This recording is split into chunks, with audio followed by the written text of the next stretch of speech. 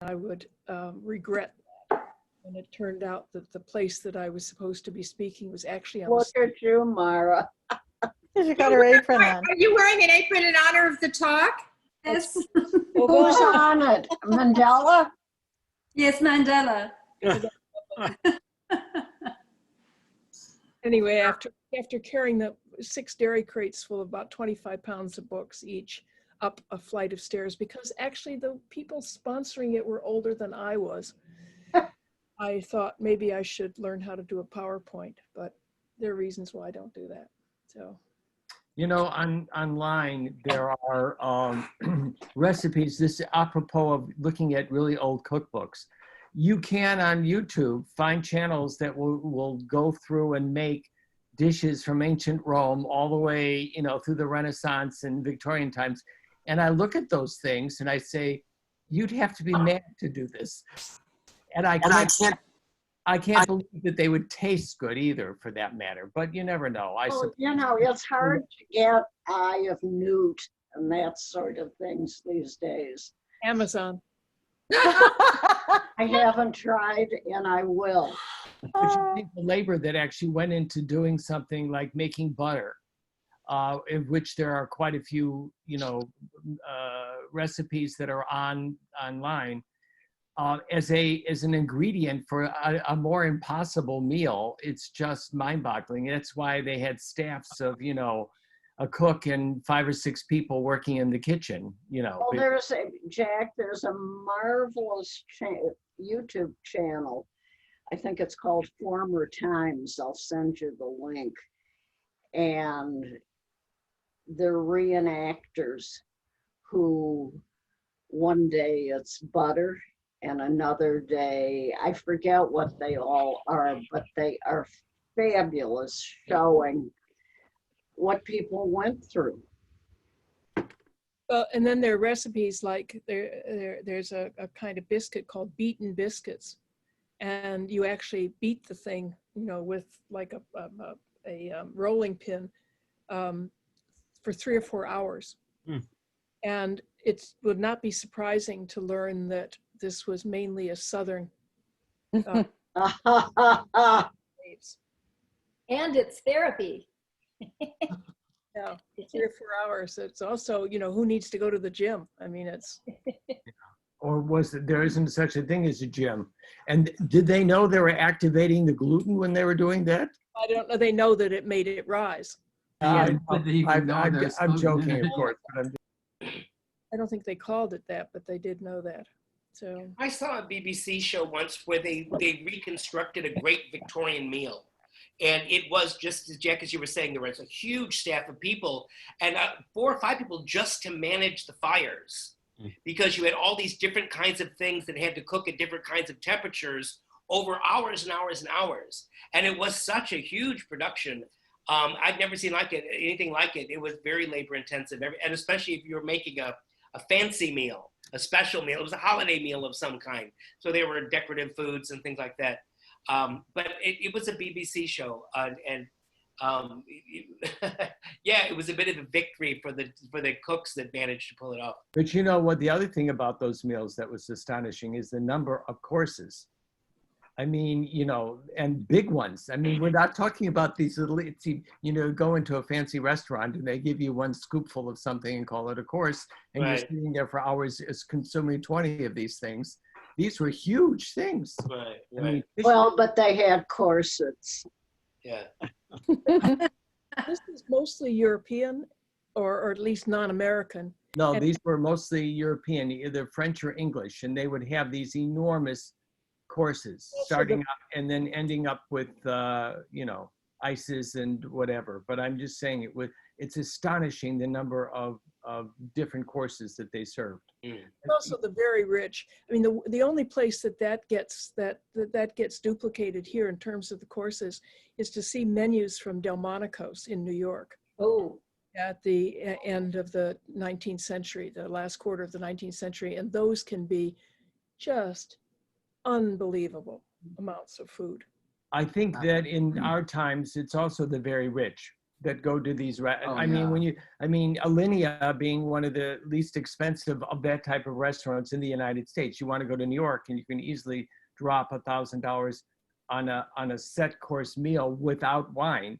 So, and as I say, they're, one mouthful of, each course is tiny, but these were tremendous. I think Ken Follett gives us a good idea of what most people ate during the Middle Ages, and believe me, it's not many courses. You're lucky to get a bowl of gruel-looking substance that tends to be highly nutritious, or as nutritious as they could manage at those times. But they also had, which is something that has never been in favor in this country, which is interesting, the idea that there was the food of aristocrats and there was the food of peasants. And one could not eat the food of the other safely.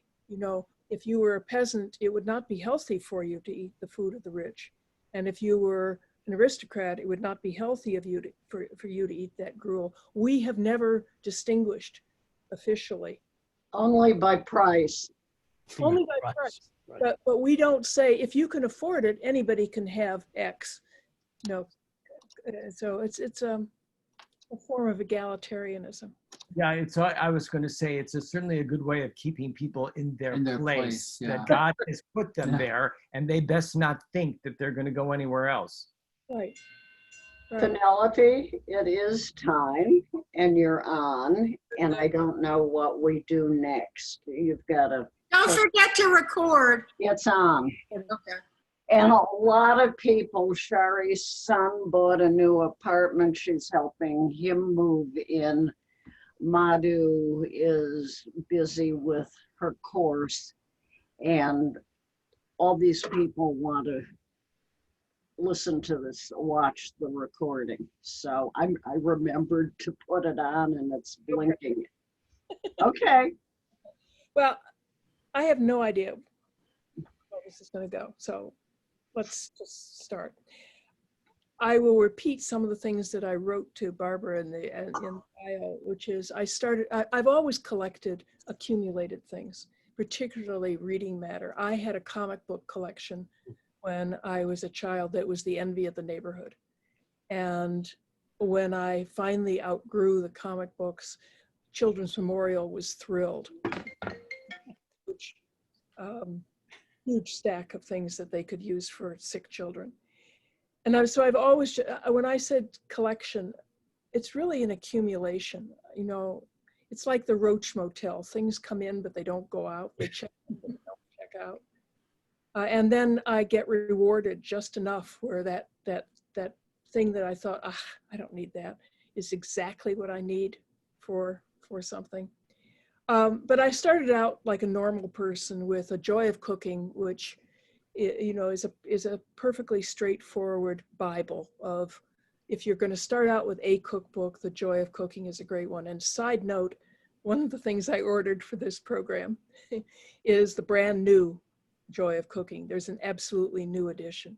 You will never need another cookbook again. And it's fascinating to see what it's done and how it's come over the years. Anyway, so there was A Joy of Cooking, and then there was a Fanny Farmer that was a paperback. So I didn't know how to cook, by the way. I certainly knew how to eat, but I didn't know how to cook. And I was first married. So that's what you do when you're first married, and you live on an Air Force base and you aren't working because you're living on an Air Force base. And you don't have any children, which everybody else did, so you're bored. There's nothing to do. Anyway, so I had the Fanny Farmer cookbook in paperback, so that when I went to the grocery store, I wouldn't, which was 30 miles away, we were in the desert, I wouldn't get home and find that I needed an ingredient to cook the item that I just bought. I used to do things like film, it was California, which had in 1966 so many more vegetables than Chicago did. So I would fill my shopping cart with vegetables, ask to see the produce manager and say, what do I do with this? Because I'd buy things that I'd never seen before. And I also had very soon, my husband's Aunt Jessie and Barbara will know her last name, Aunt Jessie Schmuck, gave me, that was my married name, gave me If the, I can interject for 1 second, when I was working at the Sun-Times, one of my jobs was to write up engagement announcements. And I didn't know Penelope, but I write up her engagement announcement, and the copyist had a field day. And the headline, what was your maiden name? it is Bingham. Oh, right. Okay. Yes, I'm not computing. And the headline was Penelope Bingham marries a period schmuck. And actually, one of my mother-in-law's few human moments was when she sat me down and discussed what two women had in common who had given up the names of Johnson and Bingham, respectively, for the name of Schmuck. But anyway, why, I don't know why Aunt Jessie chose the Settlement Cookbook. By 1966, it had become fairly ecumenical, as it were. But it began, and I think we'll talk about it later, it began as a community cookbook for a Reform synagogue in Milwaukee, whose task, German Reform synagogue in Milwaukee, whose task was to Americanize fast the new immigrants. This is 1903, the new immigrants coming in from Eastern Europe, who tended to be Orthodox and not familiar with living in a city. Anyway, so I had started out with those three, and it was, and I'm looking at them, I use these as sort of props to remind me of what to say. I quickly acquired the gourmet cookbooks. Do you remember those? Yes. The huge ones. Yes. And they were $10 a piece. Ooh. Volumes. That was a lot of money for a book in 1966 when they were often $250. So it was an early sign that this was not going to end well with just a few books. And I also acquired, all right, you're going to have to admit, the I Hate to Cook book. How many of you had the I Hate to Cook book? Nobody did? Oh my goodness. Well, it had things like sweepstake, in which you took a pot roast and put it in foil with dried onion soup. You've made that, yes? Now, you have to remember, I can't believe nobody made that back in the 60s. Anyway, so they just kept coming in. And later on, when we left the Air Force Base and I started to work as a programmer, the day before Cookbook and the Working Wives Cookbook came on my plate. And I've already gotten wine cookbooks. And I was looking at one, and I want to share something with you, because this is the kind of thing that cookbooks, all right, where'd you go? Oh, there it is. Sorry. Everything's within reach, it's just where. This is the kind of thing that cookbooks can tell you. So this is a wine cookbook.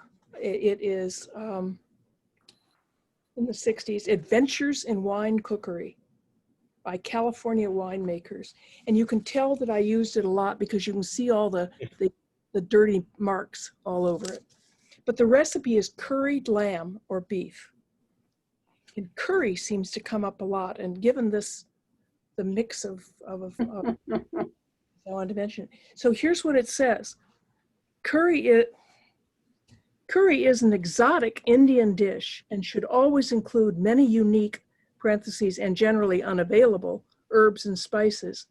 After spending considerable shopping time in the pursuit of some of these ingredients, I realized that we had all we wanted right on the shelf. The vermouth bottle. There are over 200 botanicals listed and variously used in the production of vermouth, which is a wine infusion of herbs and spices. So it's actually I remember it, I haven't made it in 1,000 years, but it called for 1.5 cups of California sweet vermouth. And then of course, curry powder. So the ubiquitous curry powder, which will figure again in this conversation. So they just kept on coming in. And in the 90s, I was remodeling my apartment, and I needed to tell the architect how many bookshelves for cookbooks. And when I counted then, there were 1,200. And Oh my God. I realized, yeah, well, that's just a start. I realized that I didn't cook from them, most of them anymore. Things like, 365 ways to cook ground beef. I can't remember the last time I bought ground beef, but there was a time when I used to buy it when it was 3 pounds for $1. And it would make meals which would get frozen. And I was about to give them to Newberry Library, but I realized that they told a story of my life, including the Desert Dining, which was the community cookbook of Edwards Air Force Base. And that also has some really messy pages for the sloppy joes and the spaghetti sauce. Do you remember spaghetti sauce that sort of sat in a lump on the top of the spaghetti? That was that kind of spaghetti sauce. Now, the thing is, if I came to make sloppy joes because someone's father really loved them. And I couldn't find that cookbook. I couldn't find another recipe that tasted like mine. So if you like things, you need to keep these cookbooks. So then when I realized that they told the story of my life, and that was kind of fun. It was like looking over a diary. I realized that they also told the story of women like me, my age, who married, did things, and then worked and followed the different trends as they came along.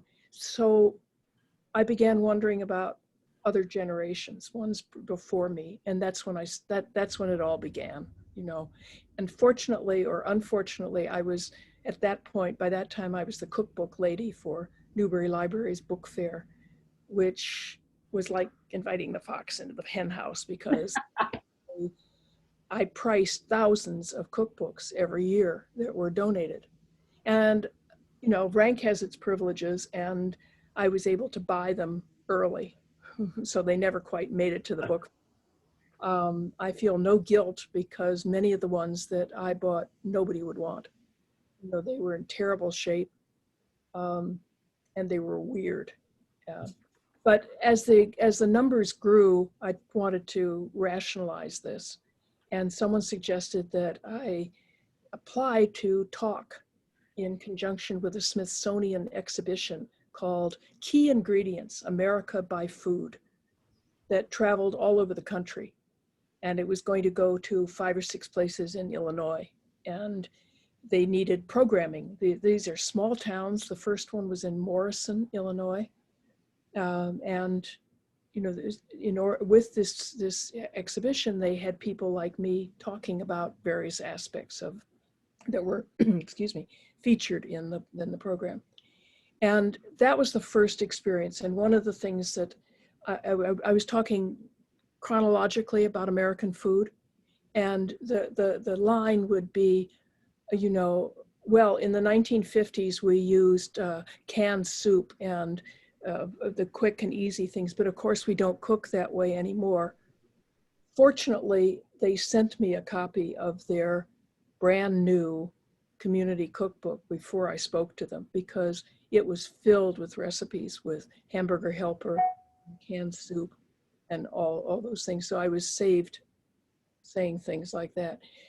I'm really glad to have done this, because at this time in our country's history, I've spent time in downstate Illinois in small towns, and it's a very different experience from being here.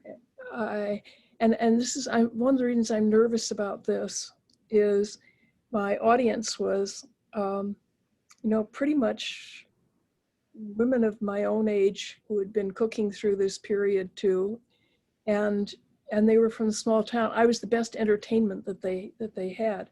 And let me show you. I put it up because I haven't figured out yet how actually to share a slideshow. What I did do is put a picture of how I did this.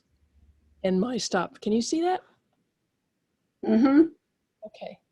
So in fact, if you put it on speaker view, it probably will, you'll be able to see it in large thing if I keep talking. But I would bring 5 or 6 dairy crates full of books and spend half an hour putting them out in some order, and invite people to look at them before and after.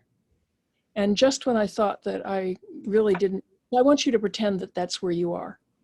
You know, not in a Zoom meeting, you know, but you're there. You're going to sit down after you've looked at those, and then we'll talk. But that's what it was. Okay.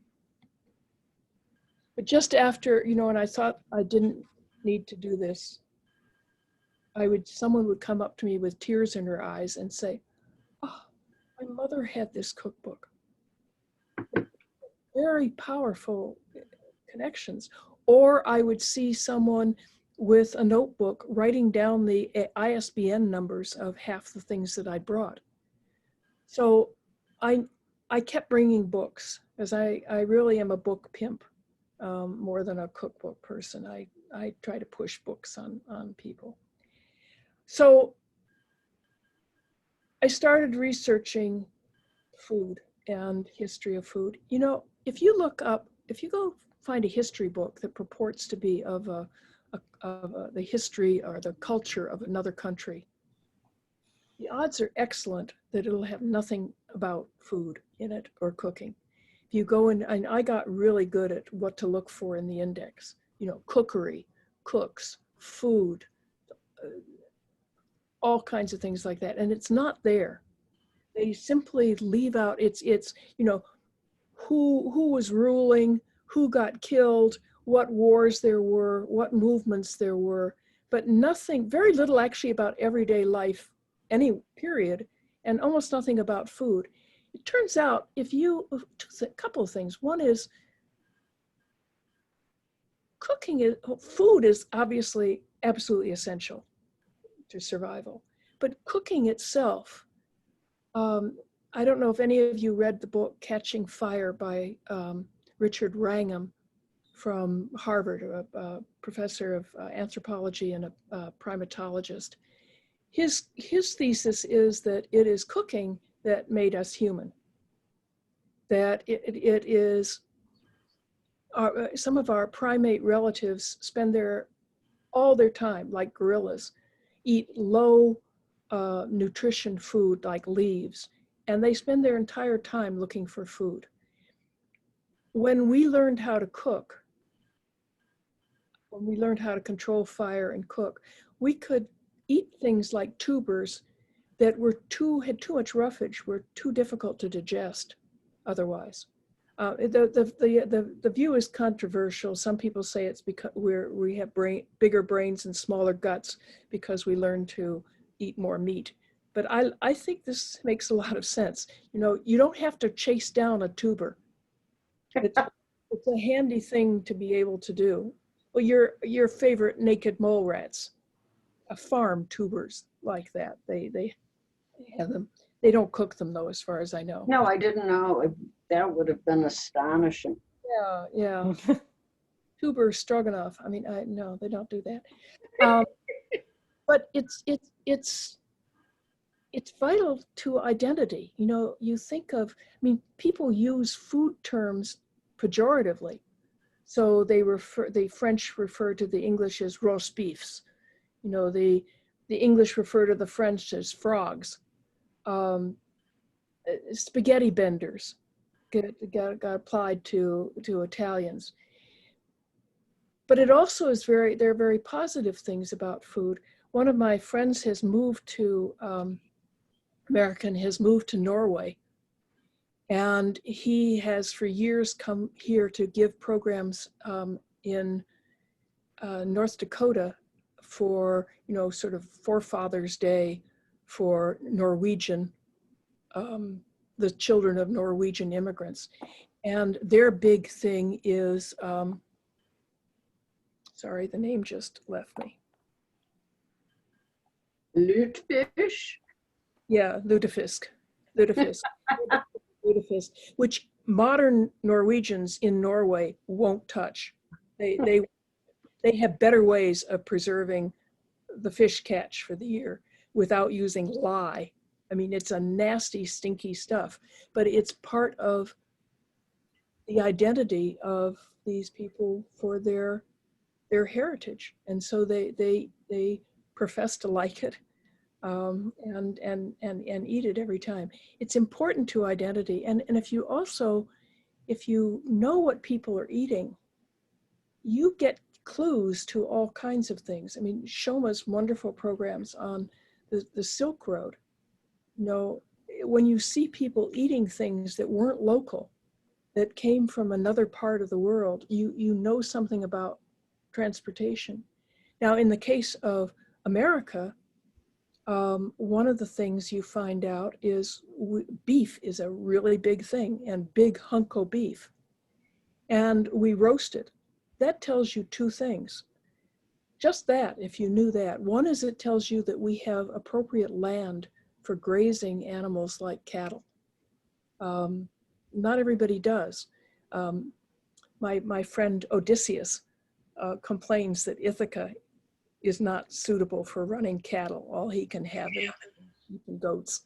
But in America, we had room to graze cattle. And the second thing that it tells you is that we have the fuel to roast, which is not a very efficient way to cook. You know, if you don't have fuel, you do things like you boil them, which is much more efficient, or you do stir fry. So just knowing the cooking methods tells you something. To learn who does what, who does the cooking, tells you something about the society. In most cases, it's women who are doing the cooking, but often things are divvied up, and we do that too. So in general, here, the things that are boiling, are cooked on a stove, were women's work. But if it was going to be thrown on a Barbie, men's work. And I have pictures, I have children's cookbooks, American children's cookbooks, and they're hilarious because there's Mom, and there's Sonny, and there's Sis. And Mom is helping Sis cut up, or not usually cut, no, mix up something. It's often sweet. And then you see Sonny with a knife cutting a piece of steak. You know, even you learn this at your mother's knee, that there's men's work and there's women's work for cooking, but most of it is women.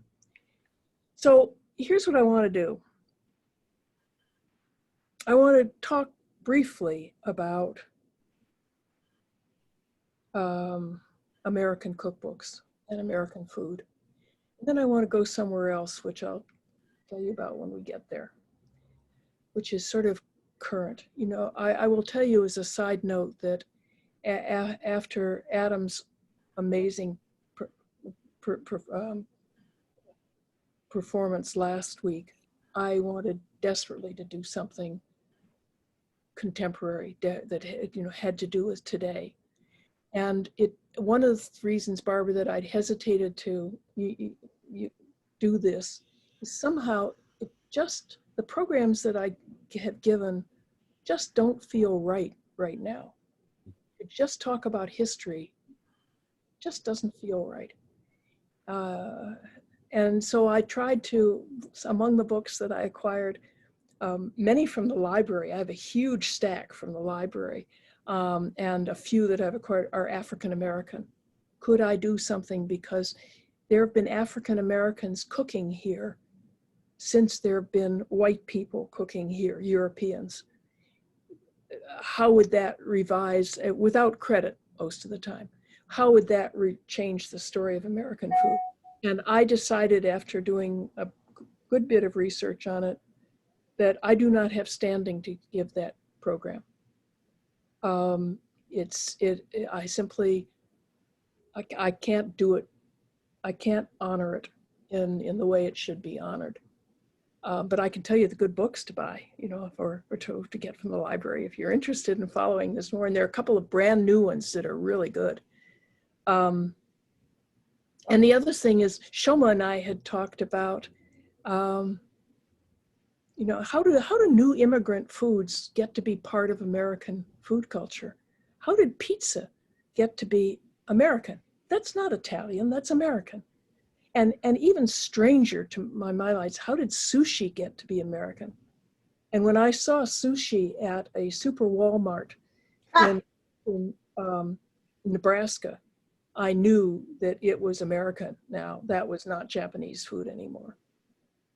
So how does that happen? And we talked about, you know, the rate of immigration by South Asians, Indians, is great right now. Are there going to be Indian foods that become American? In England, there are curry houses in every town, and tikka masala has been officially in 2005 named as an English food. Now, I don't know whether it bears any resemblance to anything anyone would actually cook in India, but that there's something. My old American cookbooks use curry powder. I mean, early 19th century, really interesting. Anyway, I decided I didn't have the standing to do that either, but we can talk about that later on in this if you wish. There are a couple of cookbooks that I have from the library that give me hope that this might be integrated into American food. So anyway, American food begins, not surprisingly, with the English. We were actually an English colony, and it also has the contributions by Germans. There were a huge number of Germans at some point in the 18th century. Benjamin Franklin complained that the country was being overrun by Palatinate Boers. So there were both prejudice against immigrants and lots of Germans at the time. Of course, he was in Pennsylvania, and the Pennsylvania Dutch were already a major presence there. Also the Dutch, not the Deutsch, the Dutch were contributed, and we have cookies from the Dutch. That's their word for them. Coleslaw was a Dutch contribution and others, but they weren't that far from the English, so it was pretty easy to integrate into them. There were also, of course, contributions from Native Americans, in many ways teaching us what foods, you know, wheat, for example, does not grow in New England. And that was a major part of the British diet. But corn grows beautifully, and learning to use corn and make it squash, beans, the number of foods that come from the New World. Most beans that you know are New World foods. The only ones that I know of, well, black-eyed peas, if you count them, fava beans, chickpeas, and lentils are all Old World beans, but everything else is from the New World. And they learned this from the Indians, and also from African Americans, particularly in the South. The African Americans had brought things with them on slave ships, and the slave transporters encouraged that, because you can sell a live slave for more than a dead slave, and if you needed to feed them, you wanted them to be eating things. So things like okra came in on that, and watermelon. And actually some things had already gone to Africa from the New World, like corn, and were already being used there. But that's basically where things start. We know that there were cookbooks brought over from the very beginning, most of them being handwritten cookbooks. William Penn's mother sent him a handwritten cookbook. We don't have any of those until the 18th century, when people began importing British cookbooks from London. And the first one actually to be printed here was a reprint of a British cookbook in 1742. But the one that is really important is the first American cookbook. And it is, by the way, this is what the kinds of things that I have. So many of the cookbooks, I could never afford this. there are very few copies that are left. This is the first American cookbook called American Cookery, published in 1796 by Amelia Simmons. And this is a reprint, and they're readily available. And what it meant also is that when I took books out to libraries around the state, I could happily let people handle them and look through them, and I didn't care, whatever they did to them, spilled coffee on them, that was fine. But I want to read to you the title page because it's political, and it's American. And it basically says, "Screw you, British." This is 1796. And this is a cookbook. It's a real cookbook. American Cookery, or the art of dressing viands, fish, poultry, and vegetables, and the best modes of making paste, puffs, pies, tarts, puddings, custards, and preserves. Did I mention that we like sweets? And all kinds of cakes. And this is in big letters. From the imperial plum to plain cake. So upper class, lower class. We've got them all. Adapted to this country and all grades of life. By Amelia Simmons, an American orphan. Now, we've just left our parent country. So she is an orphan. And she published it herself, and she, in her opening preface to it, and so many of these cookbooks have prefaces. She's the first, women are writing the cookbooks. They're strong, capable women, and they have a point of view. And she is talking basically about women who are on their own, who don't have any visible means of support, doing something to make themselves worthwhile. So somebody would take them happily into their house and support them. That's 6 bells, that's easy. And she has recipes. What's cool about it is she has recipes for roast turkey. She has recipes for cornbread and slapjacks, pancakes. She has a recipe for the first that I heard of a pumpkin pie that wasn't just slabs of pumpkin slapped between paste. It is actually a custard, just like our pumpkin pie. So she has recipes that are actually quite interesting of what vegetables there are. There are lots of vegetables, there are lots of herbs. And she specifies them as American.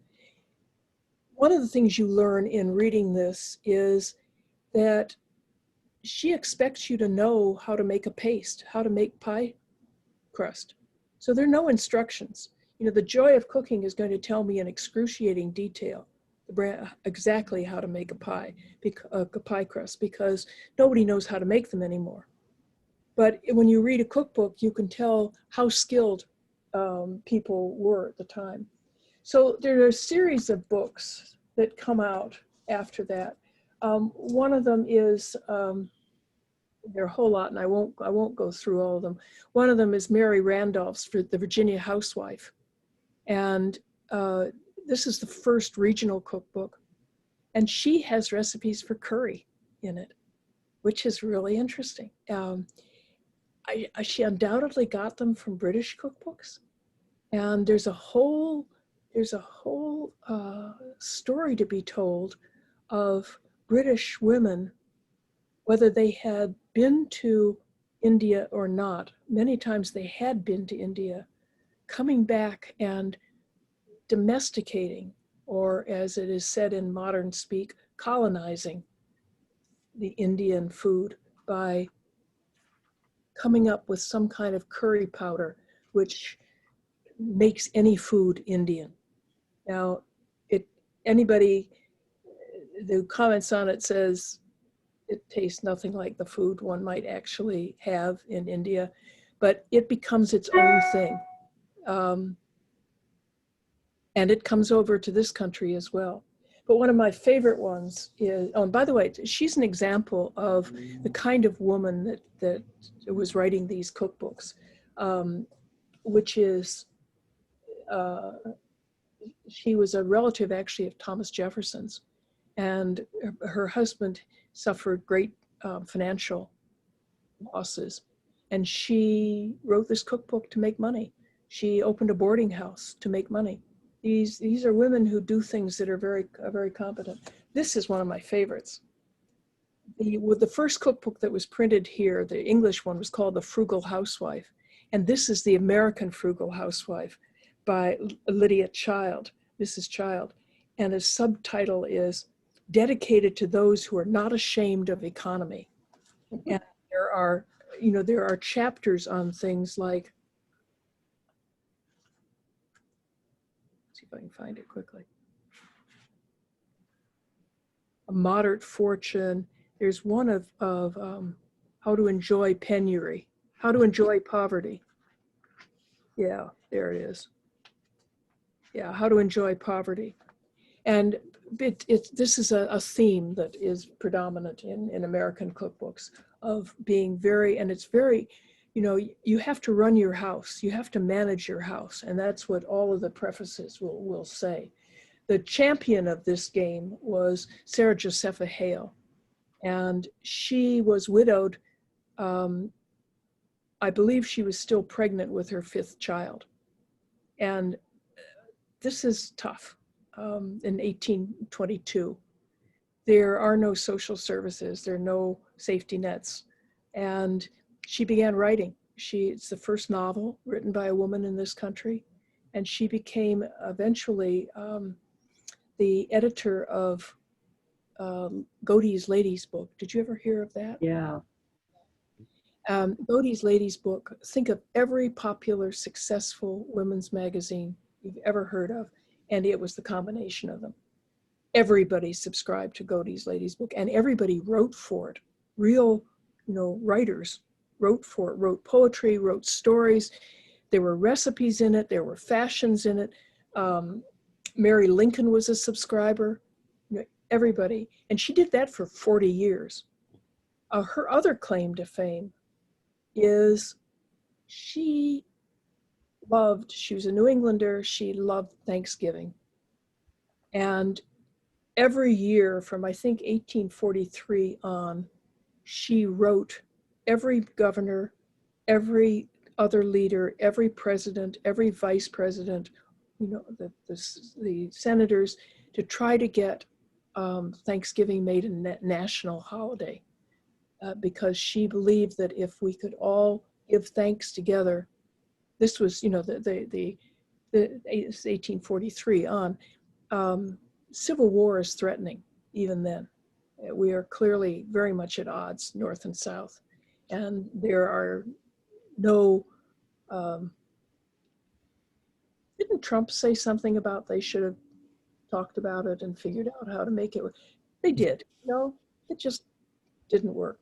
She thought that if she could get people to share this holiday, it would make things better. And it didn't happen until 1863, when she convinced Abraham Lincoln. And in 1863, there were major northern victories of Gettysburg and Vicksburg, and he declared this national holiday. And it happened every year after that. And I want to come back to Thanksgiving at the end of this, but I think that the very character of these women is pretty impressive. I'm going to skip way ahead, you'll be glad to know, and to 1876, and only tell you and this is actually an original of it. It isn't a copy, and it has the dedication in the center. Property of Marguerite Baxter Harmon, inherited, but is to the plucky housewives of 1876 who master their work instead of allowing it to master them. This book is dedicated. Don't you love that? It's worth it just for that. And this was a community cookbook, at least the first edition it was. Most of the community cookbooks were, the very first one was in, again, a reprint, was the Poetical Cookbook. You don't have to see this, but Poetical Cookbook of 1864 by Maria Moss, which was to raise money for what they called the sanitary commissions. At the end of the or during the Civil War and afterwards, there were many injured and ill, sick soldiers, and there was no money, you know, there was no VA, there was no money to do this. So there were sanitary commissions formed all over, and this was a money raiser to support. And it started this is an American invention. Other countries have picked it up, but it started here. And I believe there were 3,000 of them created by the end of the 19th century. And this is one of them, this Buckeye Cookbook. And it has dedications to, it has recipes contributed by individuals. And one of the things that's fun about them is, again, in terms of their telling you something about society, is to see how their identity is given. So here is Mrs. Woodworth of Springfield, Mass. And everyone is known by Mrs. Dr. D.H. Moore of Wesleyan College, Cincinnati. Everyone is all the women are known by their husband's name. A little later, quite a bit later, 20th century, early 20th century, they're going to start being known by, you know, Carolyn Moore, their full first name and thing. And later, you know, it's Ditzy Moore or whatever her nickname is. So you can see the different status of women, of how they accept their own identity in it. And these were really important because, you know, there was a time, not all that long ago actually, when a lady had her name in the print when she was born, when she married, and when she died. That was it. So here was a way to contribute to your community, which is no small deal, and also to get recognition that was socially acceptable. And that was not easy. It was not easy to do. So the last book of the 20th century, of the 19th century, is maybe the most important one, which is Fanny Farmer. And that was 1896. And that was the Boston Cooking School. Fanny Farmer gets credit for level measurements. Instead of a teacup full of, well, now how big is your teacup? Is that the same size as my teacup? You know, there were specific measurements. A teaspoon was not a table teaspoon, it was a measurement. Everything was very ordered and very measured and very frugal. And there was a Boston Cooking School associated with this, and it basically had two sources of clients. One were young ladies who needed to learn how to cook in order to be proper wives and mothers. But the other, this is 1896, the number of immigrants coming in is huge. And in Boston, of course, it's the Irish who've been there since the 1840s, who they had, every immigrant group has a different immigration pattern. The Italians, the men came alone, and then when they'd made it, they sent for their wives, or they went back with the money. During the famine, the Irish women came alone, and often the only jobs they could get were domestics, being domestics. And in fact, a maid was known as a Bridget. You know, that was the name for her. They were terrible cooks because there was no food. There was potatoes, and more potatoes until the famine took the potatoes away. One of the ones, I'd never heard this phrase, maybe you have, that it was important to cook a potato with a bone in it, that you left the potato with the inside hard so that it would digest more slowly and you wouldn't get as hungry. But they were not the cooks. The Italians had more ideas about cooking. In fact, they categorically refused to attend the schools of cooking that the Boston Cooking School and social workers set them up for, because they thought the food was absolutely disgusting. And the other thing is that what Fanny Farmer, the cooking school, wanted to teach them to do was how to make economical foods. You know, you can live very well on lentils and beans, And their response was, we didn't come all this way to eat lentils and beans. The Italians in southern Italy at that point sometimes would only have meat on feast days, saints' feast days. So they were going to have steak, damn it, one way or another. And nothing Fanny Farmer could do could change that. During this time in, I guess it's 1869, Harriet Beecher Stowe and her sister Catherine Beecher write a book called The American Woman's Home. And it kind of lays out, first of all, absolutely how to run a house, but it lays out what an American woman is. An American woman is white, Anglo-Saxon, Protestant, and middle class, full stop. You know, it's very clear that the new immigrant groups are not becoming Americans at this point. As that's 1869, as more and more Americans come in, more and more immigrants come in, they're wanted because we want to fill up the country. We want to fill up the country to push the Native Americans back, and also to keep the British or the French or the Spanish from getting hungry and deciding to try and take a piece of this huge piece of land. So we wanted the immigrants and we wanted them to go west, but we had to figure out some way to make them American fast. And American was defined as this way of cooking, this way of eating, and speaking English. One of the stories that was used was the Thanksgiving story, which is a created myth. We all learned in high school, or not high school, in grammar school, about the Puritans landing in Plymouth and having a Thanksgiving, the first Thanksgiving with the Native Americans. Well, it wasn't that. There's no way it was that. Thanksgiving existed, but it was a very serious sort of religious giving thanks to God on the occasion of something like a victory, a relief from drought, a good harvest, from plague. We could consider that at this point. But whatever happened in 1621 was probably a harvest home kind of thing, but it got tied up with the Thanksgiving, and because it was a story that you could, shorthand story that you could tell to new immigrants, to tell them what it meant to come to this country.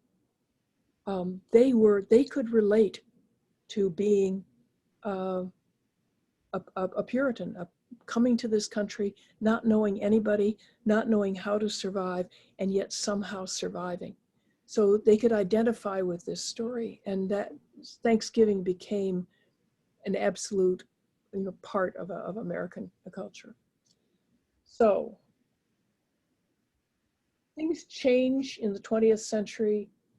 The immigrants keep coming in for the first decade, but then of course there's the First World War, which absolutely slows down the flow of immigrants, and the flu epidemic.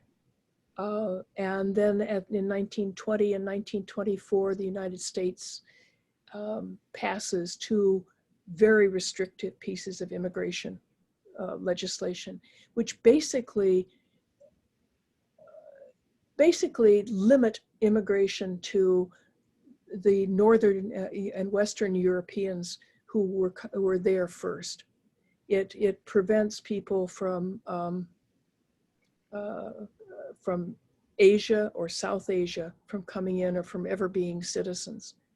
And that continues until the first time that's really changed is in 1943, when the Chinese were our allies in the Second World War, and we decided it was tacky to not let them come into the country when they were our allies. So that was changed. But one of the things this means is that there are no new immigrants coming in to be servants. So American women have to start cooking. And fortunately, new appliances start being available, refrigerators, stoves. not just cooking at an open fire. And starting at the very end of the 19th century, they're canned goods and packaged goods so that it's easier. And the 1920s and 30s is a time of using canned things and emphasizing those. And because you're as a woman, you're not this, you've changed your image. You're not the same kind of effective household manager that you're supposed to be in the 19th century. Now you're supposed to be cool. Your husband does not want a drudge. He wants someone who's, and this is a direct quote, a good sport. And so you can't get anyone else to do your housework. So you need to do things that are much quicker. This is when the American pattern of cold cereal and juice or fruit for breakfast, as opposed to steak and eggs and, fresh bread and corn muffins and things like that. Sandwich and soup for lunch, and maybe a one-dish meal for dinner. So it's no big deal. I couldn't find the recipe, but I bought a cookbook just for this recipe from this period. It was a shepherd's pie with marshmallows on top. Oh, So that it was everything. It was the meal and dessert all in one dish. And I couldn't believe that it really existed. I had to have a cookbook too. So, we had rash.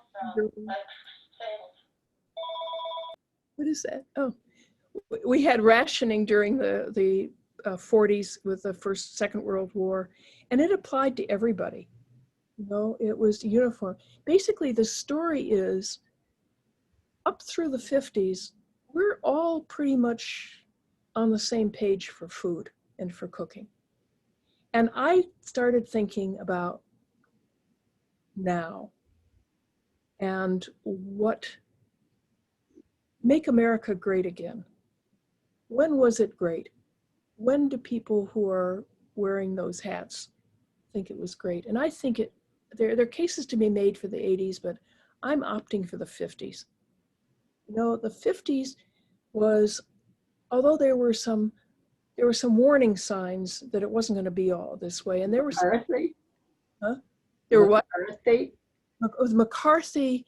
Well, but he was after the commies, the Pinkos.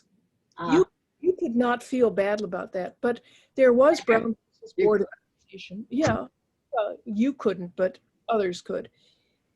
There was Brown versus Board of Education, and 1957, the integration by force of the Arkansas schools. Do you remember the images of that? Yeah, once you've seen them, you remember them. Just these horrible faces to people. So there were signs that it wasn't always going to be this way. And in 1960, the I Hate to Cook book was published, and it had been definitely not something a woman would admit that she hated to cook. So that was one of the first shots over the bow of women's role changing. But in the 60s, all the 50s, all the advertisements are these unbelievably happy women with their new refrigerators and the cookies they just taken out of the oven, and their children. It's and the food is easier to make. One of my favorite books is from that period is Poppy Cannon's The Can Opener Cookbook. And it's all recipes made with things with cans. And she stays at the beginning, and a new kind of cooking, something new has been added to the age-old saga of good eating. America, never before gastronomically renowned, despite its wealth of excellent ingredients, burgeoning larders, fertile farmlands, herds and flocks, has developed Epicurean interests, but with a difference. Our cooking ideas and ideals have their roots in many lands and cultures, but our new way of achieving gourmet food can only happen here in the land of the mix, the jar, the frozen food package, and the ubiquitous can opener. That's what's happening. And the cookbooks are the Better Homes and Gardens cookbook, which all, you know, just, you'll recognize it. It's, you know, if your mother didn't have that, she had something like it. Or the Betty Crocker cookbook. And this is what everybody had. And that later there was a Betty Crocker picture cookbook. I also have the Time Life, or rather Life Picture Cookbook. I didn't mention this. There's an aspirational quality to cookbooks, then and now. And so if you're really looking at what people ate, you can't really trust the cookbook. Among other things, it's going to miss some things. When did you last see a recipe for peanut butter and jelly sandwiches in a cookbook? And yet you know that Americans eat peanut butter and jelly sandwiches. A friend who does research in Mexico says you'll never see a Mexican cookbook for export to the United States that features Jell-O. And yet Jell-O is very popular in Mexico. So there's certain things that get left out. And there's some recipes, all these cookbooks in the 19th century and later, in fact, these Better Homes and Gardens cookbooks and Betty Crocker have huge numbers of baked goods, cakes, pies, cookies. Part of that you could explain by saying the rest of the food is pretty boring, particularly in the 19th century. That is the options. The options, I mean, they're potatoes. They're things that store. There's no refrigeration, and there's no Whole Foods to go to. So your only hope, the only two hopes actually for making meals interesting are having a really spectacular dessert that's different. And the other one, and you know, if you're interested in these things, these cookbooks have some interesting ideas for jams and chutneys and sauces that can do that. But there is this aspirational nature, and the cookbook from the 1950s has a picture of a cookout. All the guys are in ties. The serving is, of course, being done by a woman who's in a very fancy dress. Later, there's one inside where she's wearing a silk hostess dress. Do you remember those? Long, very full, very fancy. There's one picture I just adore that shows a buffet, and all you see are the shoes of the people who are attending. So, and they're all these bright colored high heel shoes. The chefs in it are all white, all European, all with the big toques, very formal.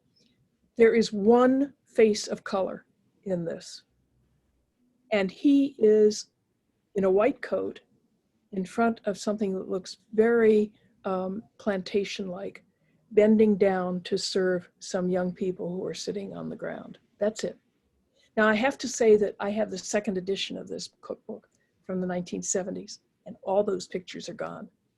They have the same recipes, but they're all gone, you know. So the 50s were the last time that, or that, you know, Leave It to Beaver, Father Knows Best, Ozzie and Harriet. There's some things that aren't so pretty, as you point out, Barbara McCarthy. There's Duck and Cover for fear of atomic bomb attack. And there's the suppression of the Negroes. Oh, yes. Which was, you know, when I ever hear about Make America Great Again, I wonder when was it so terrific? Now, I'm 74. I remember the early 1950s. And of course, those of us in this group are maybe 5 or 10 years older, remember even more of the 50s and even the late 40s.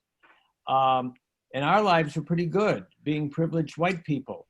What I didn't understand is how discriminated against Jews were, but not in the bubble that I lived in. And but Blacks, Negroes, God knows I don't know anything about Indians or Pakistanis because they were in a different universe. But that many. Yeah, but their lives were misery, and the struggles, as you point out, just were starting. Okay, so I mean they weren't just starting, but they were revving up. And so I think about Make America Great Again, or these people who hunker for what, 19th century America when slavery was going full bloom, or I have no idea. But in certain ways, culturally, as far as the food goes, then indeed that may have been a high point where there was more egalitarianism when it came to greater swathes of the American populace who had a common food ethos or a common food history or whatever. I don't know.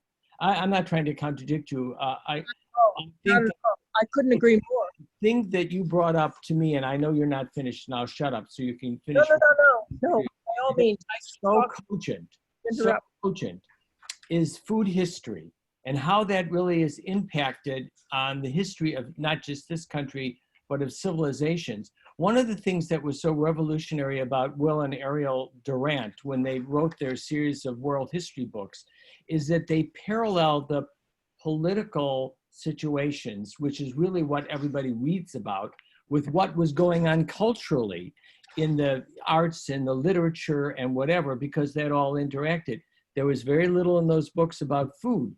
But in fact, when you think about it, what was the source of anxiety about Anthony being in control of Egypt at the time that and what Cleopatra was trying to do? It was the control of the grain shipments to Rome, because that was the major source of the food, because at the time, the diet of the plebeians was mostly those grain products. And so all of this is interconnected, and you're right, you rarely read about it, but it's extremely important. I'll shut up now, but I'm just saying, you know. what though?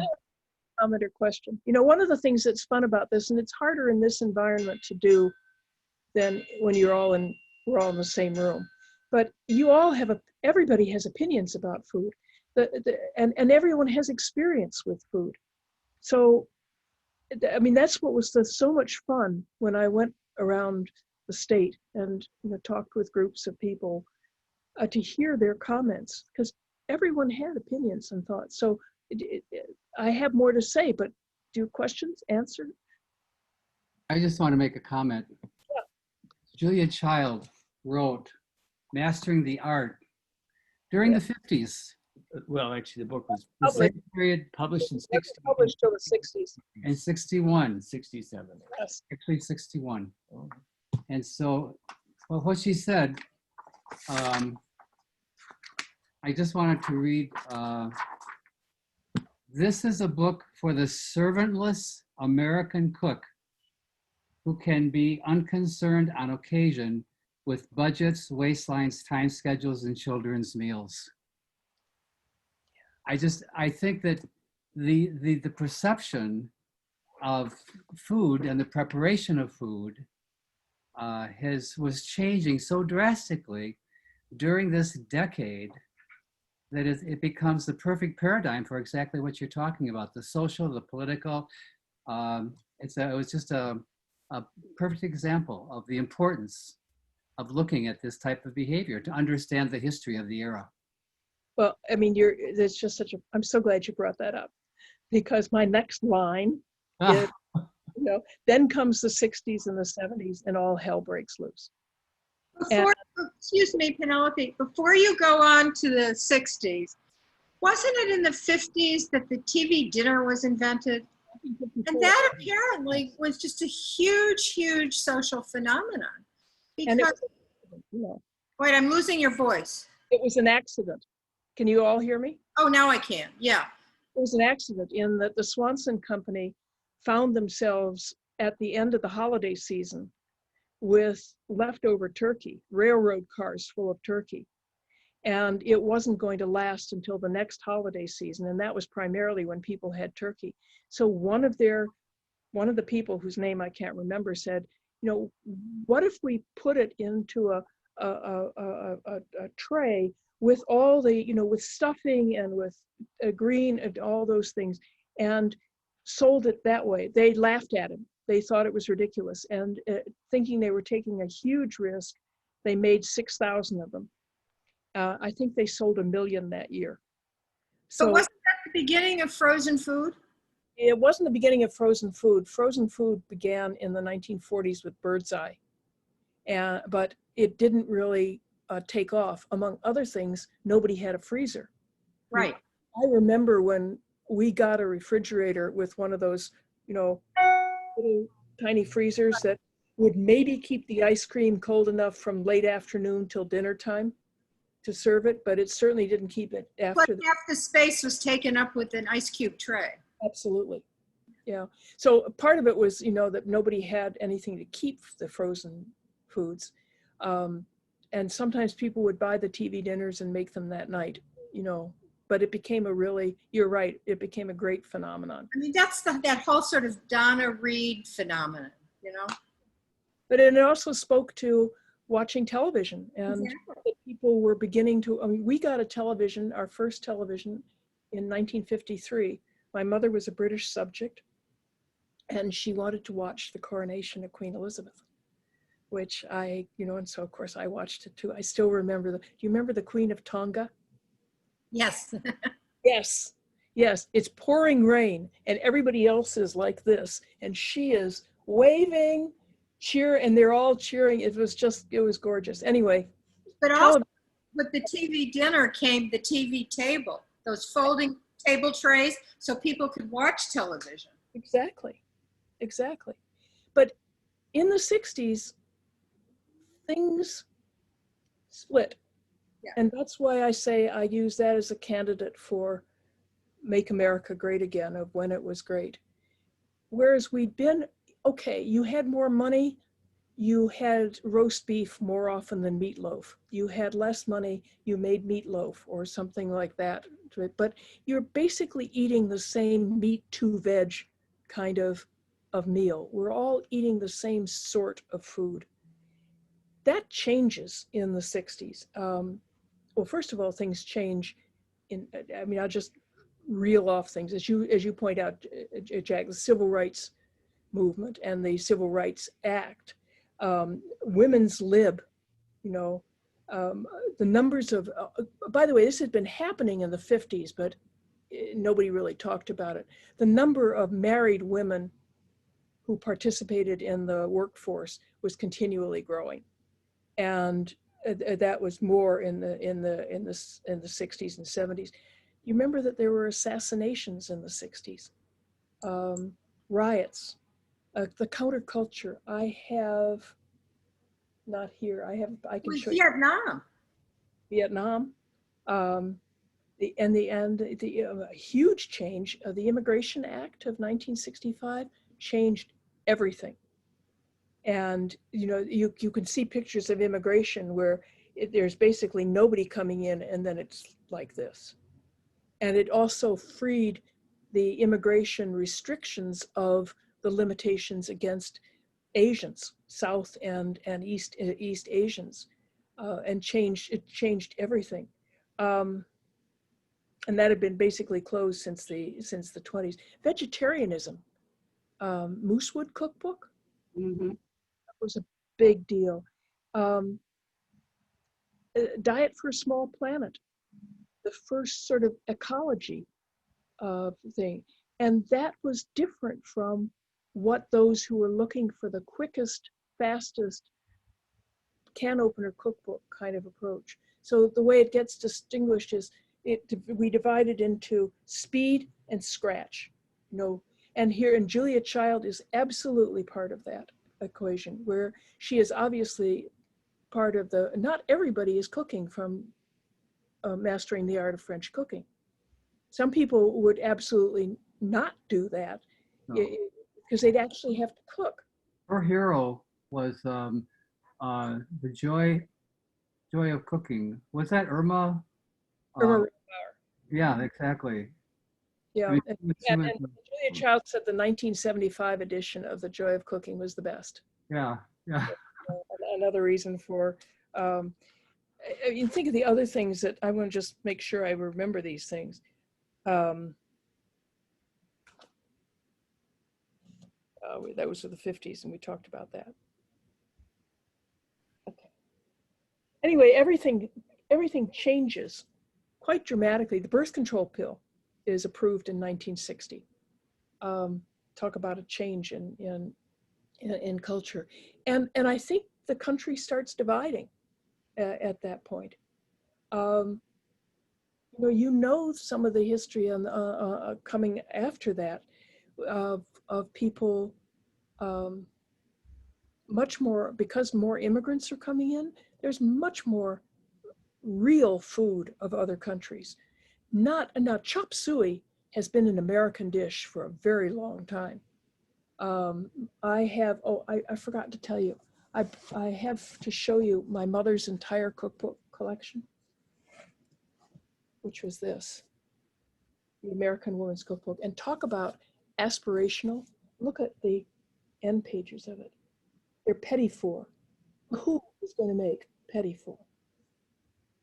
One of my very good friends, I've known her since nursery school. My mother was a good cook. She didn't use this cookbook except to remind herself of just how many minutes per pound it was for a roast or something like that. My friend Brooke's mother was a terrible cook. And Brooke remembers opening this cookbook and just salivating over these beautiful pictures, wishing that her mother cooked things like this.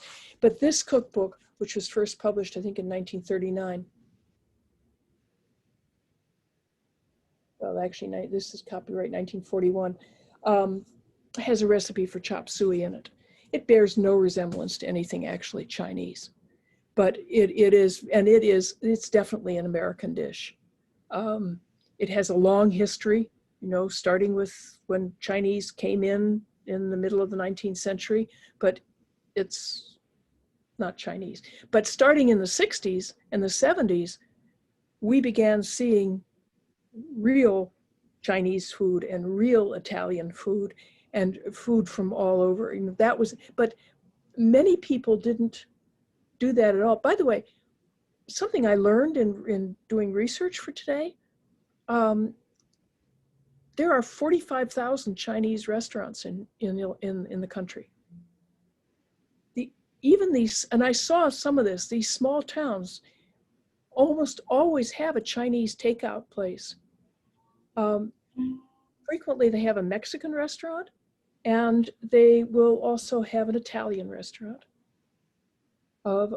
even in tiny towns. But the Chinese, there are apparently more Chinese restaurants here than the sum of all of the chains like McDonald's and Burger King and Dunkin' Donuts and all that, which I find astonishing. Do they have anything that actually resembles Chinese food? No, but it's what Americans want for Chinese food. But in the 70s and 80s, things change. And now, the other cookbooks that I bought for this, it's all your fault, Barbara. Okay. I tend to buy, and I don't know about you, but if you buy a cookbook now, I wonder if it's like the ones I buy for myself. It's to learn a new cuisine, and maybe to inspire myself to, I particularly seem to be attracted to Mediterranean, peri-Mediterranean cuisines and looking at them. And among other things, there's something that I can make with what I have usually in the house anyway, and I enjoy them.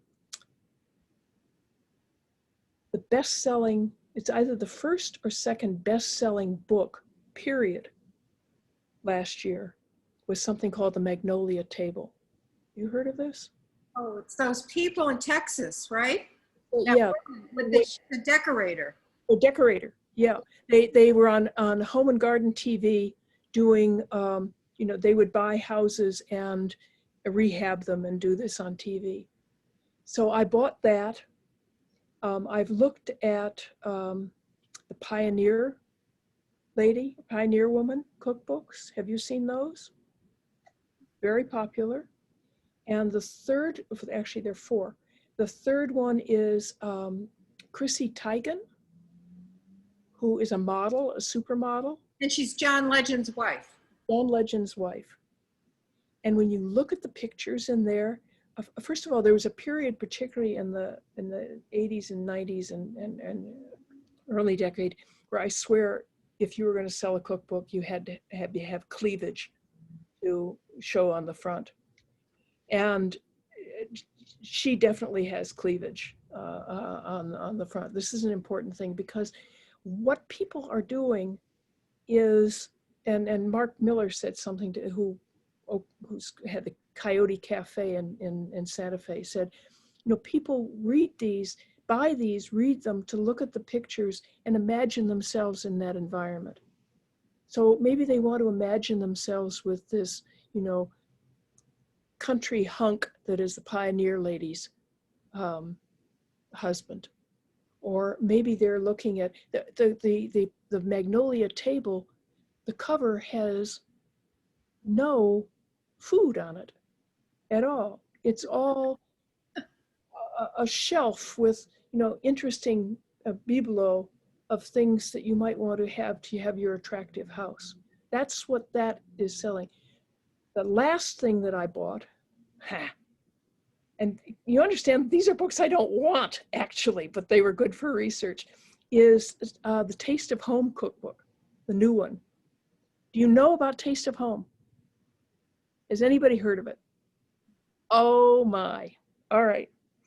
Not too long ago, the Taste of Home cookbook, Taste of Home magazine, outsold the sum of every other cooking magazine in the country. In that point, it was Gourmet, Saveur, you know, Bon Appetit, Food and Wine, all of those. Taste of Home outsold them all. And it still exists. It has the distinction of being published in the Midwest. It used to be that cookbooks, now we're talking about the 50s and before, that the cookbooks and magazines, cooking magazines, were published in Iowa or Minnesota, or in this case, Wisconsin. And they've all moved to New York, which is another move of this split of things. When I went and cooked, when I went and gave talks downstate, it was almost unheard of that someone subscribed to Bon Appetit or Saveur. They all subscribed to Taste of Home. And some had not heard of Saveur. And I don't know anyone here who's ever done Taste of Home. Taste of Home is not afraid of a can. There was a time when if you didn't like cilantro or goat cheese, Taste of Home was your only man for finding a recipe that didn't have cilantro or goat cheese. Remember when everything had goat cheese in it? Not in Taste of Home. Its idea of cheese was cheddar and Swiss and cream cheese. Maybe Edam if it was really getting fancy, but never goat cheese. They now, I checked, they now have goat cheese, but they still do lots of canned things that you'll never see in a Bon Appetit. So the split's still there. I want to go somewhere entirely different. So if you have any questions on this. Well, just a comment. Yeah. I think it was the 70s, but you'll correct me if I'm wrong. There was another very big trend, which all of a sudden we had food and restaurant critics, mostly men, and also celebrity chefs started publishing cookbooks, men. Yeah. Well, I mean, you know, one of the things that if I had been enough of a grown-up to do a slideshow to share with you, I would have had. I took the pictures. I have all the pictures, but I couldn't deal with actually having it go on Zoom. Is all of a sudden, after all of these, first of all, these very serious women of that, you know, they look very competent, but then there's still women. But then suddenly you get Jamie Oliver. And do you happen to remember what the cover of the Naked Chef cookbook looks like? Here he is leaning against a wall, feet towards you. It's basically a crotch shot of this kid, this male kid. Forget toque, you know, forget chef. Where does that come from? You know, whatever gave us the idea that we could trust him to give recipes for him? I mean, it really changes things totally. Penelope, it's the same motive that has women with cleavage on the cover of cookbooks. And it's also if you're parallel to the Magnolia Cookbook, where she was known from this hugely successful television show, and Jamie Oliver had his show. You So- know, you trust, you know, I think one of the reasons that people buy things like the Joy of Cooking is that you can pretty well trust it. That if you follow the instructions and the instructions are going to be clear, it will be good. It will taste good. I want to say something here. I mean, I don't disagree with any of this, but I think Julia Child would not be considered a sex icon. And she was invited to do a talk show after the book was published, and sales were going pretty well, but they needed a shot in the arm, so to speak. So PBS in Boston invited her to do a talk show, and she didn't know, they didn't know what to do. This was back in the early 60s. It was still kind of a newer medium.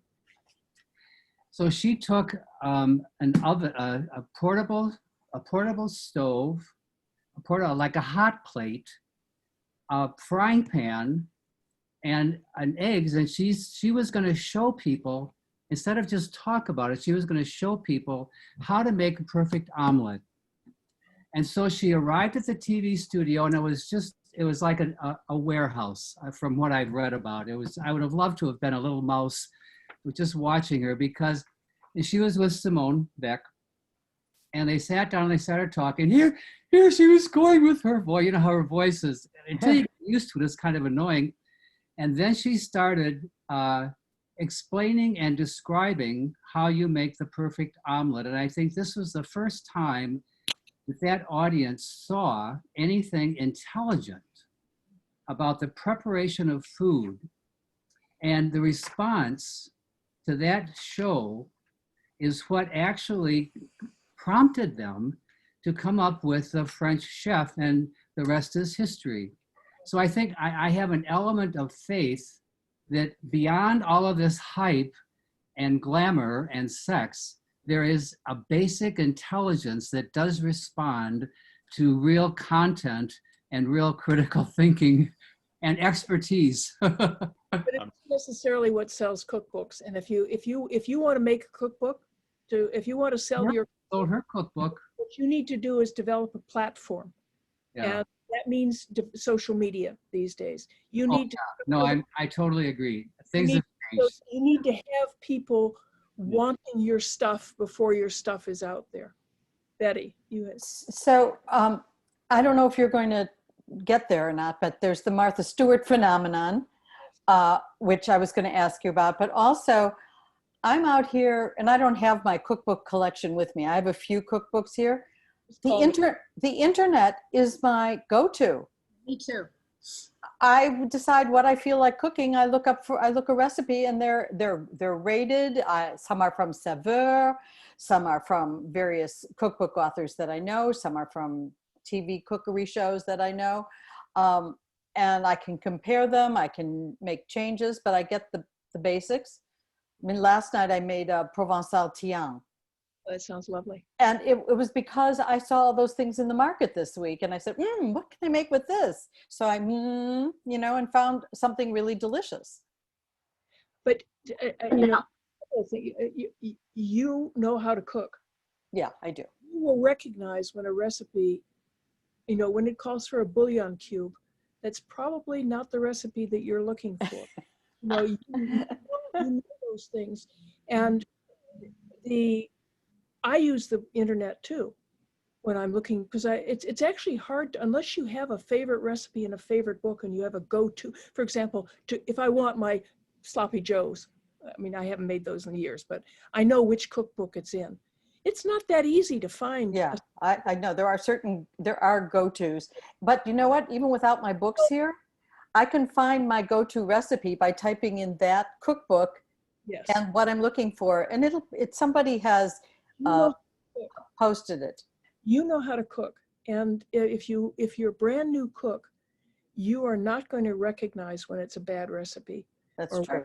We've all made those mistakes. That's when you need a Barbara. Penelope, one of the things that was also happening in the 70s, you talked about the plethora of Chinese restaurants. Well, all of those started to fragment, the good ones, and now you could get regional, you could get Sichuan, you could get, so there was a refining of cuisines as we discovered the world.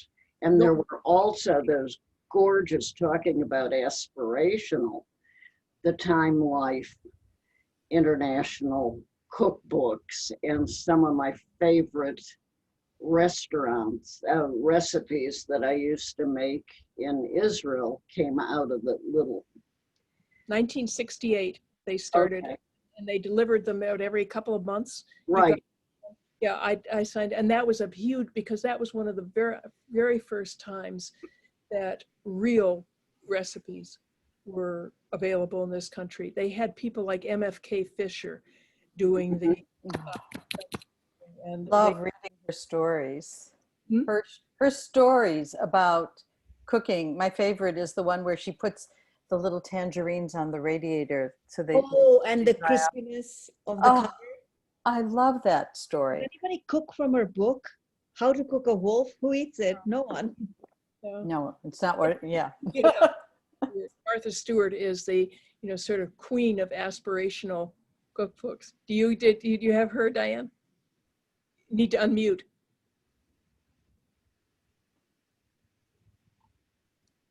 Click on your mute button, Diane. Yeah, it looked like it was off, but it wasn't. I just wanted to say I was living between Los Angeles and New York during the 80s.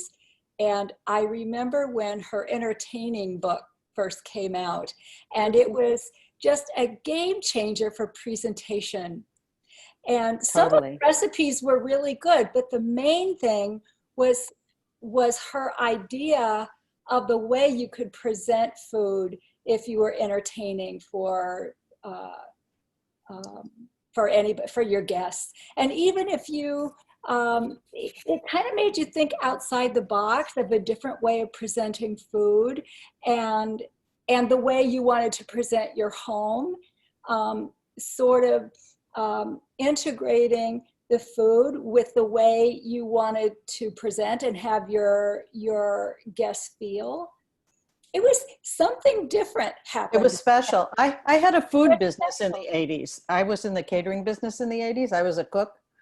And Martha Stewart was my go-to. Yeah. For how things should look. I remember doing a party where the whole table was covered with strawberries. It was just, yeah. It was. Did you have Glorious Food, that cookbook? Yes. I know that cookbook, definitely. That was also the aspirational thing. But Martha Stewart's still going strong. Her magazine it's doing very well. You have to test her recipes though, because she kind of shoots from the hip. I have a friend who swears by them, but I've had things not. I've adapted her recipes, and I love the way her presentation, the idea of having, a table full of crudités coming out of a melon, and it was just. You know what? My mother used to do that, but my mother was a semi-professional cook, because she did. Her mother had a diner, and she and her sister worked there, and they actually worked there and made food. But my mother always did a cornucopia of carved melons and all that. And what was really amazing is she could do it like that. It would just appear. But no, it just appeared that way to you. Yeah, well, there's a lot of work that way. She was very skillful. I have to say that Martha Stewart's recipes, you do have to watch them, and you do have to see. There are things in them. It's not like Julia. The one thing that was new about the Mastering the Art of French Cooking is that she personally vouched for every recipe, She having done them over and over and over, and then of course converted French European weights metric. And weighing instead of scooping, and she did all of these transformations so that these ingredients our American cooks can use, use the recipes. I actually prefer weighing out flour. I don't like scooping it into a cup. If they say 100 grams, it's much easier to do that. But that said, anyway. I haven't cooked in years, but when I was cooking in Israel, all meals, I was a spontaneous cook, which is dangerous. And if it called for a specific amount of something, I thought, wouldn't it be good if I added more or something else? And a friend of mine said, Barbara, you'd be a very good cook if you only followed the recipe. I said, that's boring. Yeah, I don't follow recipes in general. What my habit is to, because I have so many cookbooks, is I think about what kind of things I want to cook, and I get down all the cookbooks that have that recipe in it or that kind of thing in it, and say, oh, no, that one added a little cinnamon. That sounds good. Exactly. It's because you know how to cook, Penelope. It's knowing how it works. Penelope, I have a question for you. In terms of all these other media stars, I'm just curious, from your point of view, do you think the writing of MFK Fisher and like Alice Waters were as influential, Liebling, those types of people? Do you think they had they're more cerebral, but do you think they had as much of an influence? Alice Waters certainly had an influence with Chez Panisse. I mean, that was one of the movements in the 60s and 70s that was part of the split of going to, locally sourced things and fresh, all that.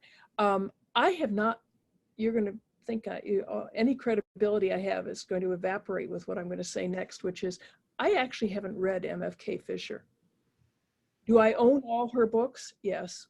Yeah. But I actually haven't read it.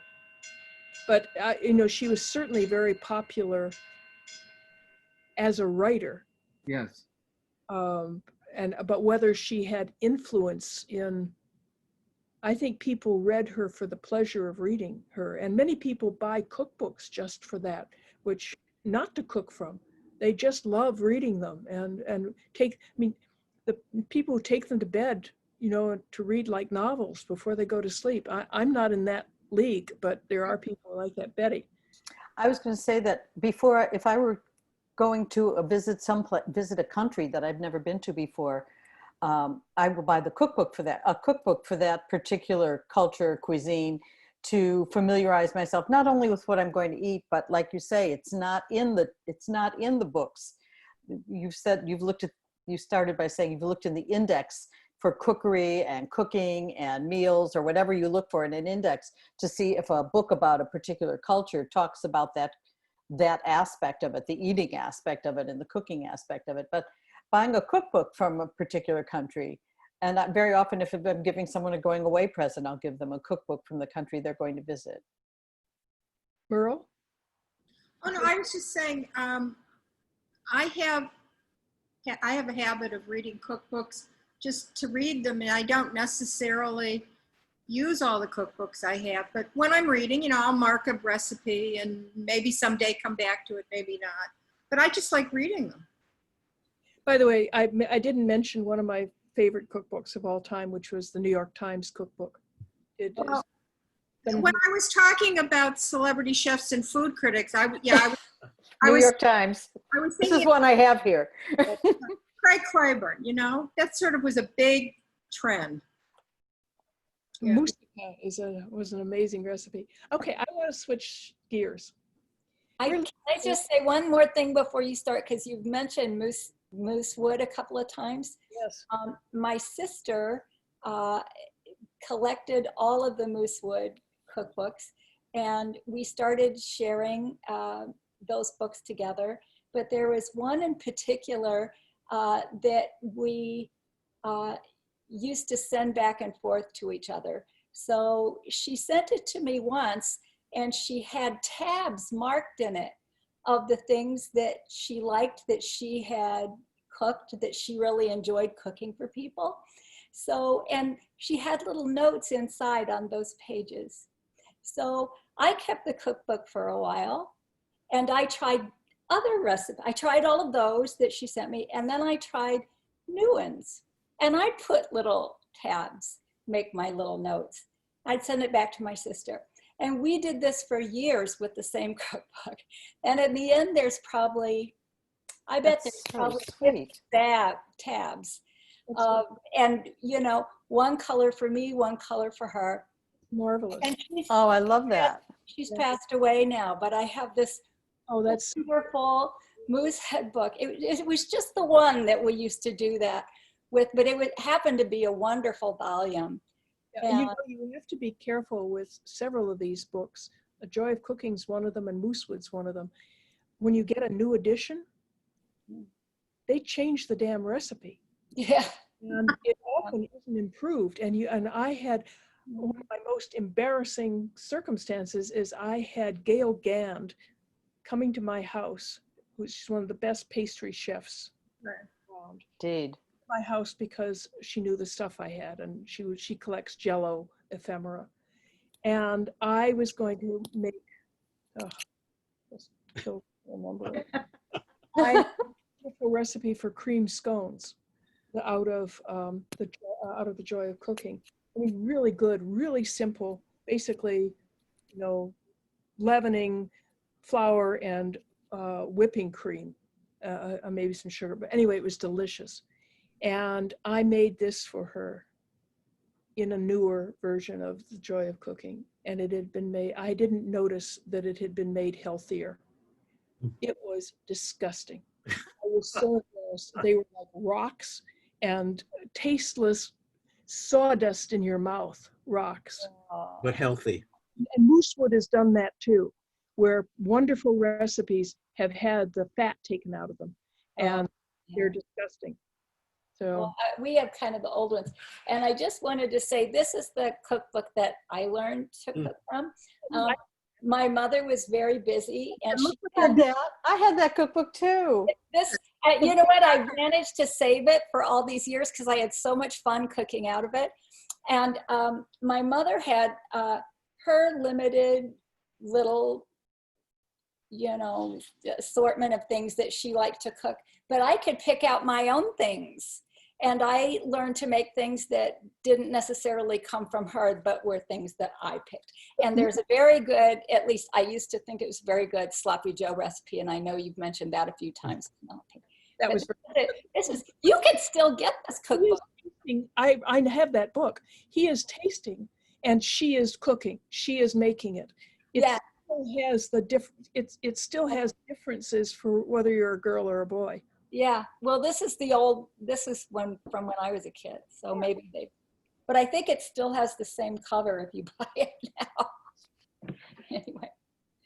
So it occurred to me that we are living in very interesting times, and if I'm talking about an approach to history or an approach to culture, and some of that should lead to how do you view what's going on right now.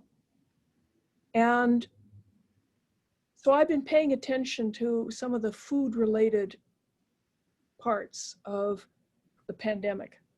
For one thing, sales of commercial cookbooks are up. People are buying cookbooks more. They've already were doing well of all books. You know, people do not want a Kindle cookbook. They're buying books. Partly they're making more meals at home, and they want fooling. or they want more entertainment. You know, now you have time, and this is a time for mastering the art of French cooking or something like that, because you have the time to make her version of boeuf bourguignon, as opposed to one that uses a can of consommé. They're cooking differently. So you're looking for recipes that use more pantry staples. You know, beans have been selling out. I don't know, does anybody shop at Rancho Gordo? Do you know Rancho Gordo? It's worth Googling. It's a beans, they sell heirloom beans that are grown in California and in Mexico.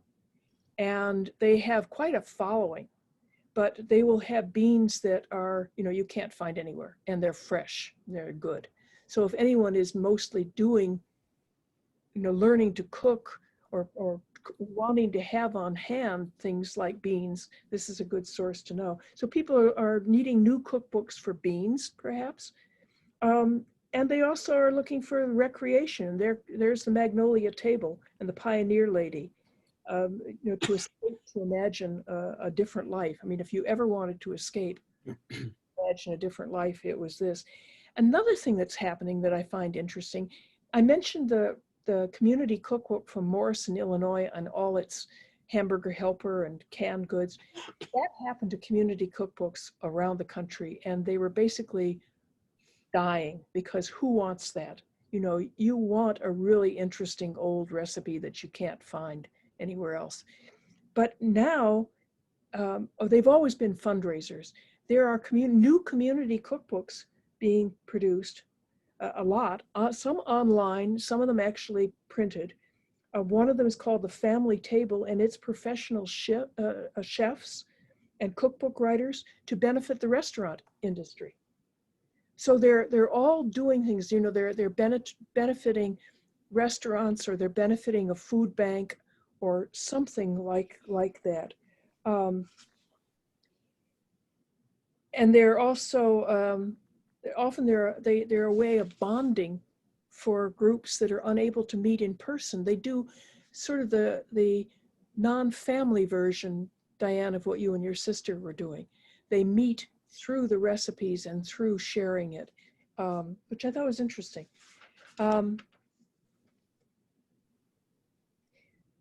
Something like 50% of America, more than 50% of America, before pandemic, more than 50% of America's food expenditures were in restaurants, were not at home. They weren't buying food for home. Nobody's going out to eat. That's a huge disruption of quantifying it. It's also, I was asking, what does it do to the fabric of society if we can't eat together? That, eating together has, whether it's been official things like, diplomats eating together, or whether it's friends eating together, it's a bond of friendship. Sharing meals or reciprocal, there's exchange of food, which constitutes the confirmation of a bond. We can't do that. So are they weakened? Are society's bonds being weakened at this time? Especially think of celebrations, weddings, anniversaries, life cycle events, funerals, baptism, a bris, this is better than not being there. I've just been to a funeral this way, a memorial service. It's not the same thing. So what is this, because weddings are not just the union of a man and a woman, but they're also families are connecting. And you can't do that on Zoom. That kind of thing of sitting at the table with someone's Aunt Jessie or whoever it is, that doesn't work on Zoom. So the other thing that is there, and I don't know how this relates to cookbooks, but it's definitely a food thing, is a drastic rise, like doubling and tripling of the food insecure, people who are worrying about getting enough food. And fortunately, this is not a famine. There is food in this country. But what does it mean when people can't choose their food? When they have to, if they're going to eat, they have to eat what the food bank gives them that day. And the special case of elderly or immune compromised, disabled, where it's dangerous to get food, what is, if they get just something that's delivered, how does that affect how you feel about if all the things that we've been talking about the importance of food to identity and to good feeling are true, what does it mean when you strip all that away? And it's different from rationing in World War II, because everybody was in that. You know, nobody liked it, but we were all in it together. This is different. The restaurants are suffering. There's something more than 72,000, almost 73,000 restaurants. This was the 13th of August, have closed permanently. You know, that's going to be a major change to our society. I have one last thing, and then which I hope is going to be more hopeful. But any comments or questions? So one last thing is Thanksgiving. I do have a comment. Yeah. I think one thing that's happening, I'm also doing a project on the effect of home incarceration, involuntary confinement, and the effect it has on some people. And when it comes to food, I don't necessarily know where I'm going to end up on this, but what I'm seeing is that there is a tendency to become more introspective on the part of the subjects. And I think this is an area of human behavior that our culture is notoriously short of. And I think part of that is being shown through a greater sense of appreciation of quotidian things, including things like comfort of environment, even aware of their environment and the effect it has on them. Part of that is food. They've got to cook more now because they can't go out and eat as readily, as easily as they once were able to. And that is leading to not only a requirement, but an appreciation of what it is that is being bought, and then of how to prepare it in a way that is pleasing to them. And so I think we're breaking down what we at one time took for granted into something that is becoming more valued and appreciated and in some ways prized. And I think that will lead us to, and again, I'm not sure, but I think it's leading us to demanding better foodstuffs, demanding food that is better, you know, like the more organically grown stuff. I think is going to lead to just a greater awareness and appreciation of the thing that we took for granted, which is really one of the most important things in our lives. You know, what we eat is, you know, second to what we breathe. You know, our breath is our connection to the universe. What we eat is our connection to the earth. So I think it might be leading, again, I'm not there yet to a conclusion, but I think it might be going in that direction. Interesting. I think it might be a silver lining that I'm saying. But I would say that is among an elite. Exactly. That's only for certain people who will have those choices. The privileged people will have those choices. I think not everyone has those choices. I'm not saying that, I don't think that's necessarily true is what I'm saying. Well, it'll be interesting to see. I think it's an elite in terms of maybe an educated approach to food, but I also think that it's something that's happening in more than just one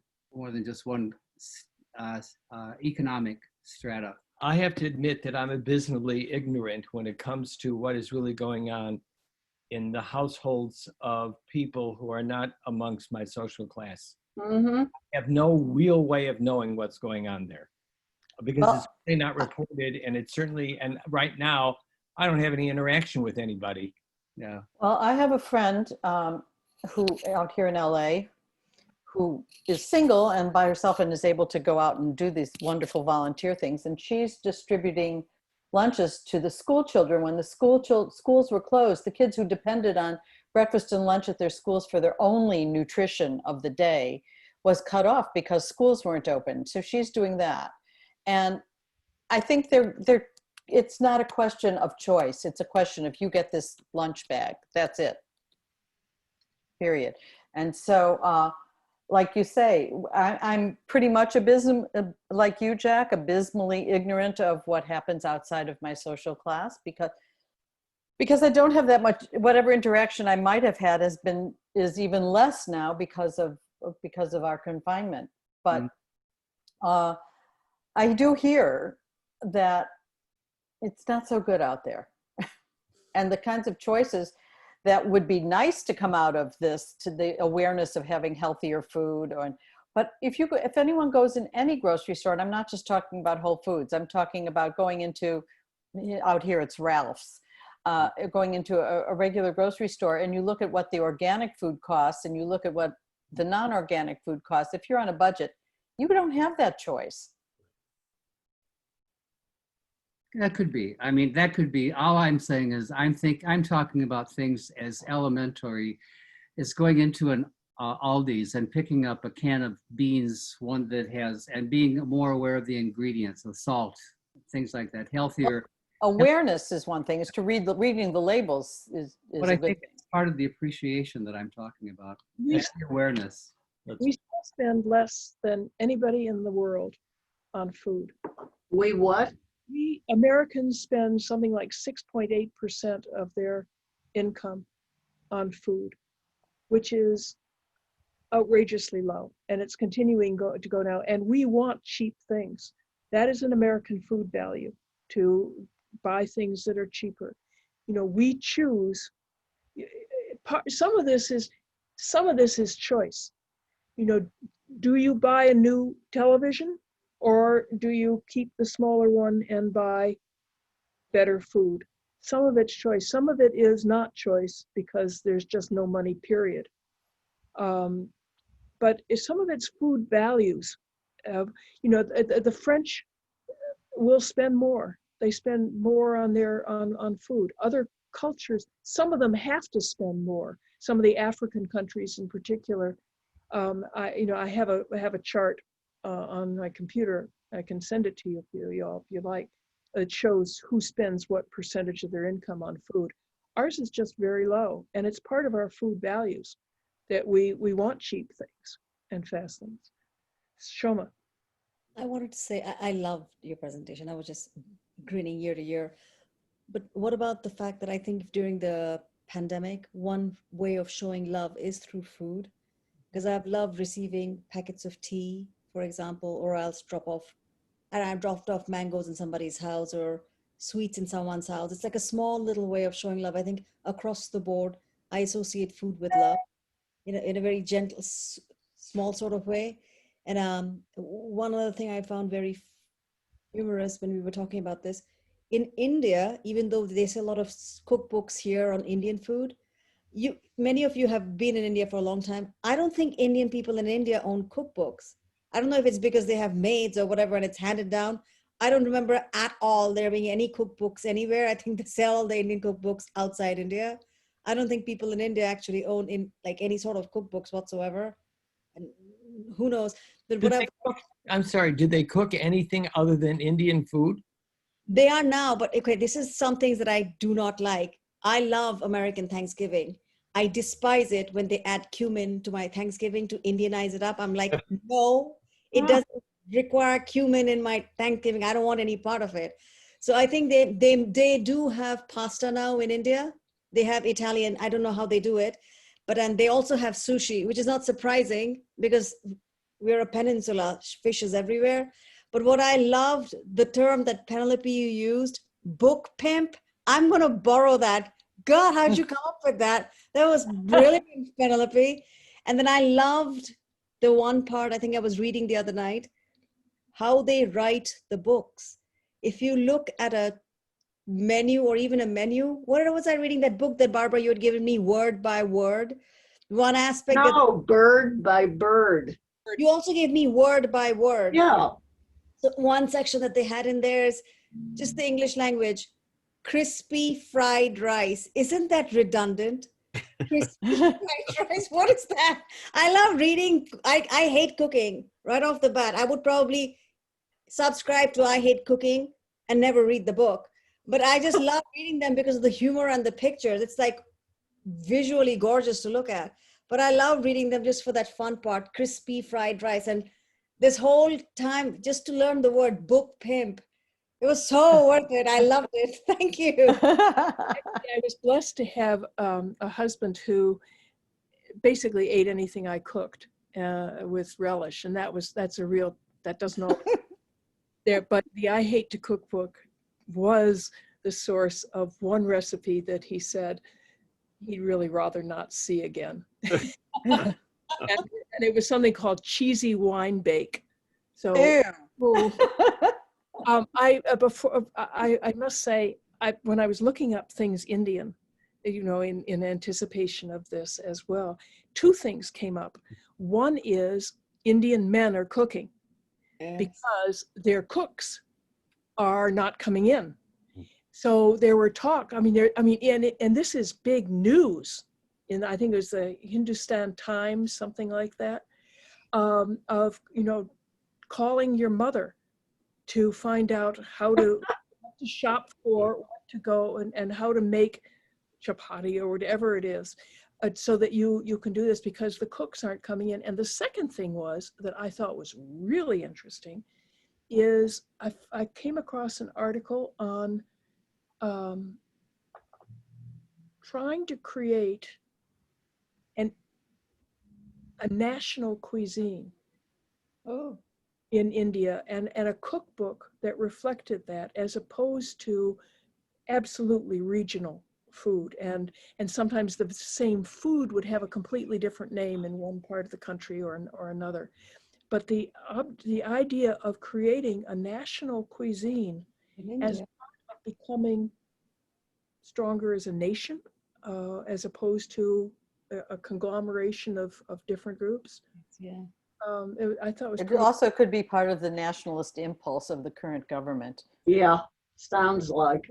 It sounds like it. Well, there won't be any Muslim dishes in that cookbook. That's interesting. Actually, I would think it'd be exact opposite. The Muslim food is so well flavored in the meat department. I don't know how on earth they would do that really well. Well, it would be hard not to, I know, but I think that the impulse is nationalistic. How is someone like Amadou Jaffrey then to be interpreted if she's not representative of a national cuisine? Well, I mean, I don't know who publishes her. I can't remember, but they're not, I don't think they're published in India. They are. I think it's Random House. Yeah, I mean, I think it's just she writes for a British and American audience. Jonathan Cape. Yeah. Jonathan Cape. That's an old one. Who publishes it? Which is it? Jonathan Cape. Ah. I have this one. She's my go-to gal. And I noticed, by the I way, don't like everything. I've tried. She had some weird stuff in there. Yeah. I did one that was one of the I'd rather not eat that again meals here. That's one of the few books you have, Betty. I don't have a lot. Well, as long as we're doing that, this is my go-to. Oh, Yeah. We've got that book. We've got that. Yeah. Yeah, that's my go-to. Mine is not a cookbook, but I have two of these, which I have written for each girl. I only cook on the holidays, and they all look. Oh, wow. This is yours. This is mine. These are recipes. This is my flourless chocolate cake. It came from some French chef, but they're dripped on and spattered, and they'll both get one of these. I think that is a great idea. I can't tell you how often I wish I had written down or gotten a hold of my grandmother and my mother's recipes, because they were the best cooks in the world. I have done that, and I've Xeroxed them and kept them because they were on crumbling pieces of paper. Yeah, I wish. My wife made a series of these for our kids that included all of her mother's recipes from Oh, Czechoslovakia. fabulous. And some of my mother's recipes from Eastern Europe. And now we've got our daughter-in-law from India, so she's been compiling all these things and making like collages and then giving it to all the kids. And it's great. Sometimes our son will call up and say, well, how do you do it? She'll say, well, just turn to page 46. Oh, And people do. I mean, I have a cartoon which I'll send around about Kugel and that subject. But one of my favorite program to give was the one on Thanksgiving, the Great American Holiday, because and it is something that I was thinking about for this coming Thanksgiving. What is this going to mean, and how is it going to be? But I was giving one in Northern Illinois. And one of the things we talked about is, okay, there has to be a turkey. Something like 90% of Americans eat turkey on Thanksgiving, which is astonishing. You can't get 90% of Americans to do anything at the same time. Certainly not to vote. Yeah. 91% eat cranberry sauce. And, you know, in general, the meal, just think of what's on the table, you know. The sort of basic outlines are things like potatoes or sweet potatoes with or without marshmallows. You know, the Rice family that's a mixed family will have both on the table. Green bean bake, which is a feature of the food industry. Campbell sells a huge percentage of its cream of mushroom soup at Thanksgiving, and like 85% of those French fried onion rings. Durkees. Durkees. Aren't they made by Durkee? Durkee? Durkees. You may be right. I've written down French's, but I could be wrong at all. But anyway, these are not fancy, and pumpkin pie. You know that. These are not, if you're in the South, pecan pie. These are all American, that is New World foods, for one thing. Turkeys come from the New World. So do potatoes, sweet potatoes, not green bean bake, but pumpkins, cranberries are New World. They're not fancy foods. They're not expensive foods. And no matter how much money you have, you don't serve foie gras and caviar and things. You serve things like this. So there's something that we can on whether we're voting Republican or Democrat, and really regardless of income level, because we've also tried to make sure as a culture that those who don't have the money to put this kind of feast on get support. You know, the businesses will give out a turkey, or the Salvation Army will, or things, so that everyone has this. So it's a place to meet. But one of the things I was going to say is that you don't like cumin in your Thanksgiving turkey, but the fact is there's no Thanksgiving police, and I love this too. So your idea of your family's idea of a feast food is something that the Puritans, New Englanders, never dreamed of. That's just fine. And we were talking about this at this program I gave in Northern Illinois, and people were talking about the stuffing, because that's where the change is. No two people make the same stuffing. And one person was very sad. Oh, and by the way, and you usually have to keep making the same stuffing. You know, it's sort of like reading a story to your child. You have to read the story exactly the same way. Mm-hmm.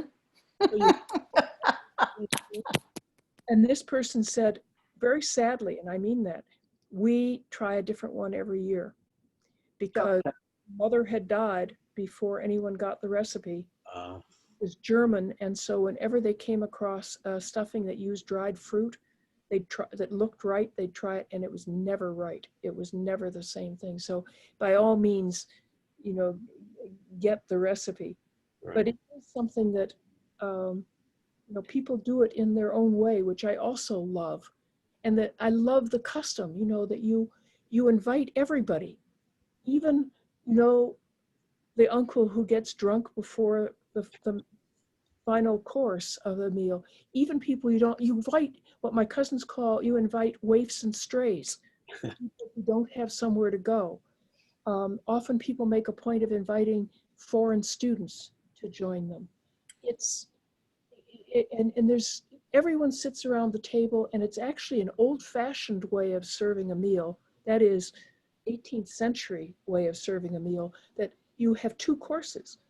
All the main course stuff is on the table at the same time. And then that gets cleared and all the desserts come on. It's à la française instead of à la russe. You know, it's a different thing. But I love, it becomes a ritual, and the definition of ritual is transformative. And somehow this ritual, which connects you, I mean, think of the things that Americans go to all over the world to, when they're expats or they're visiting, to try and recreate a Thanksgiving dinner wherever they are. And it's usually very difficult, even today. A friend who's in Greece couldn't find cranberries. She could find cranberry sauce, but it wasn't going to be made like her cranberry sauce, you know? But so you're connected to Americans all over the world, and you're also connected to your family over time. Right. Sometimes literally with, you know, Aunt Hattie's pumpkin pie, your grandmother's stuffing. So they're there. It's this amazing connection. But you know that people are eating a bite of turkey all over the world at the same time that you are, and the idea that it transforms us into Americans, wherever we were born, wherever we came from, I find a very powerful thing. I don't know if you can see this. Let me. One of the things I want to interject when you talk about companies giving turkeys, we always gave turkeys, and executives and ownership got on the trucks and handed out turkeys personally, all our facilities. And at one point, my dad's president said to Dad, why don't we just give certificates to remember Dominic's, everybody? And Dad said no, because when people are around the dinner table and their guests are raving about the turkey, where did you get it? I got it from, my company gave it to me, whereas if it was a gift certificate, oh, got it from Dominic's. Not the same. When I was in Calcutta for Fulbright, they had Thanksgiving in Calcutta, and the consul general invited all the Fulbrighters and all the expats, you know, who were there to have a massive Thanksgiving dinner at the consulate, and it was great. And they flew in apparently turkeys. Oh my God. You could not get turkeys, you know, in the market in Calcutta. But they had, I just always imagined, and I'm sure this isn't true, but I always imagined an airplane with the seats out and all of the turkeys running around live inside, you know, inside the bay of the airplane. And then they were, you know, led to the slaughter when they finally got to Calcutta. But You know, I'm sure that's not true, but it was a great. I think that now if you mentioned it, I'm sorry. I think that you should start a foie gras, you know, idea for Thanksgiving. That would be a great tradition. So we missed the boat on that one. Anyway, you mentioned foie gras earlier. I thought, oh, I'd love to have a foie gras tradition for Thanksgiving.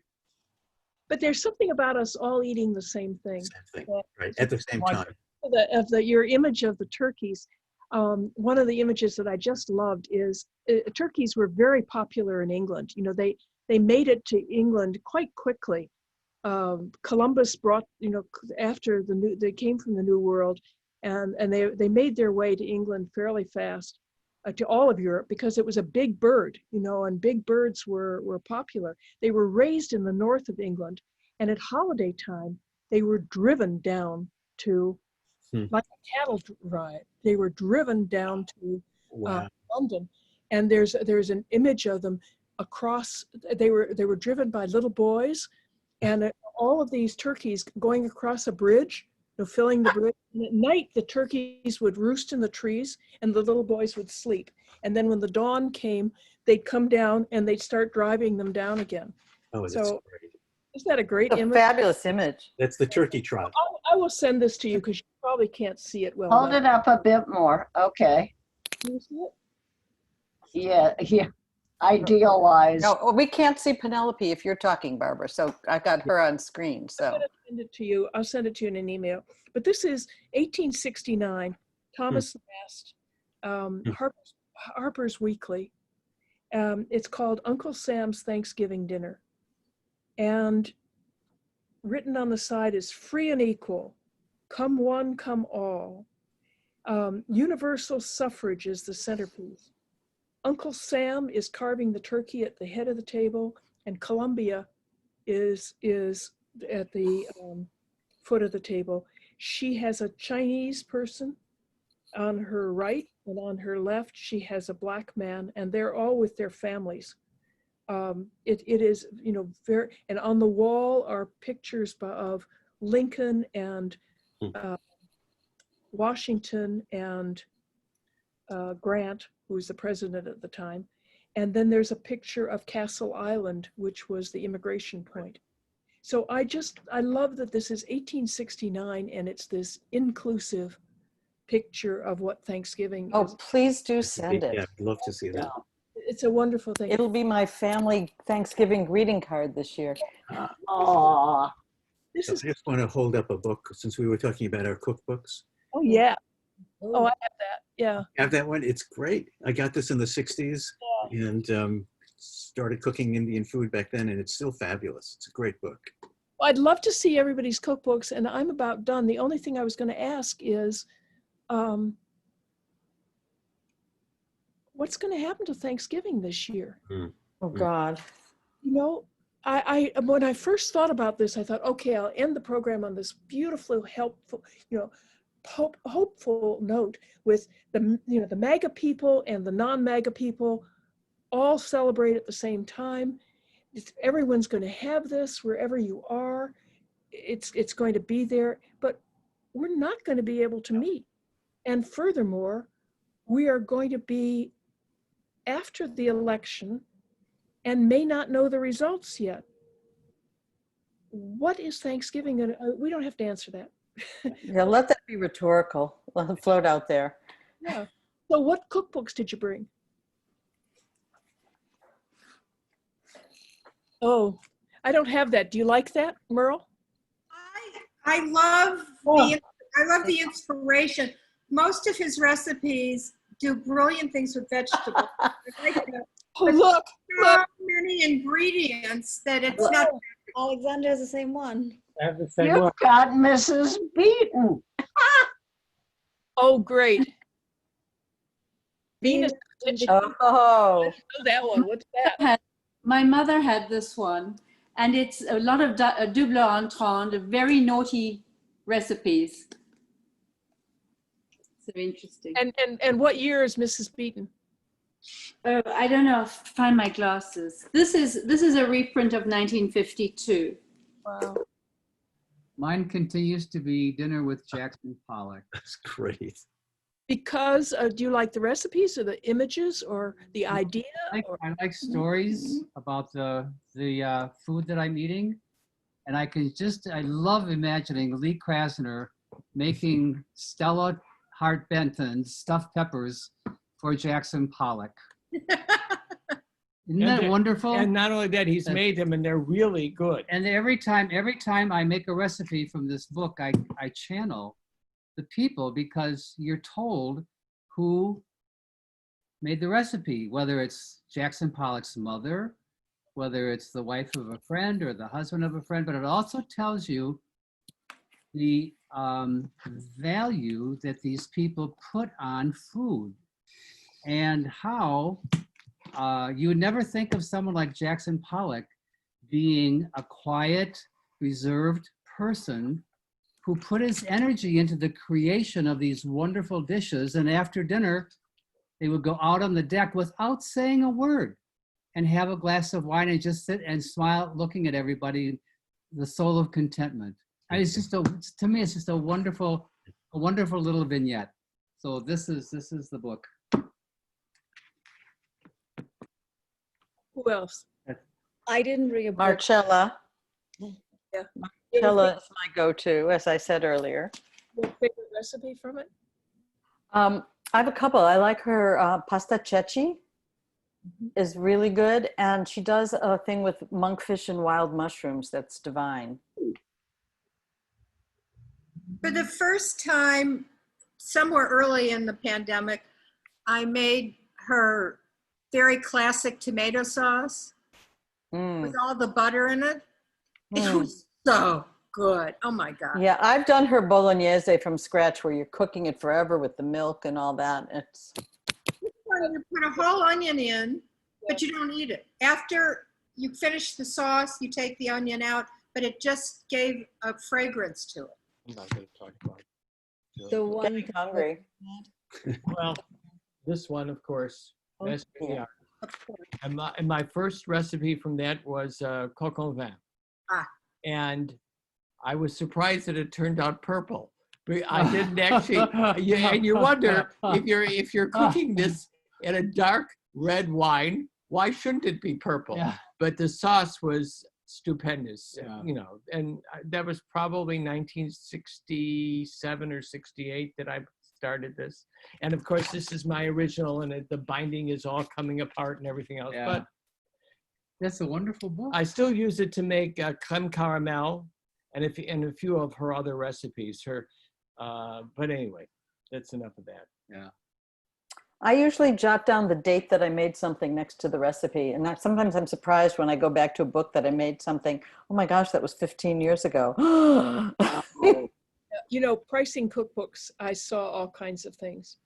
And one I bought, it was a community cookbook from an army base in Kansas, I think. And I couldn't find it for this. I was looking for it. And somebody had written at the top, keep for the most disgusting recipes in the entire world.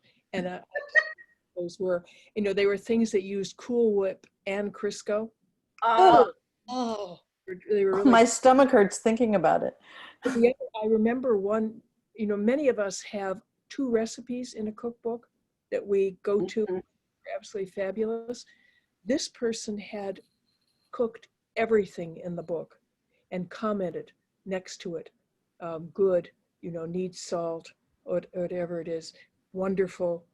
And it was just remarkable to see that, to see all those comments, but they make it better. When I came to this country, the difference What was is the comment about Crisco and Cool Whip? Was that a wonderful recipe or not?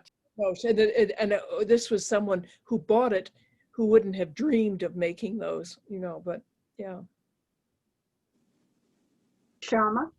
Oh, I was just gonna say, because I don't have a cookbook because I hardly cook.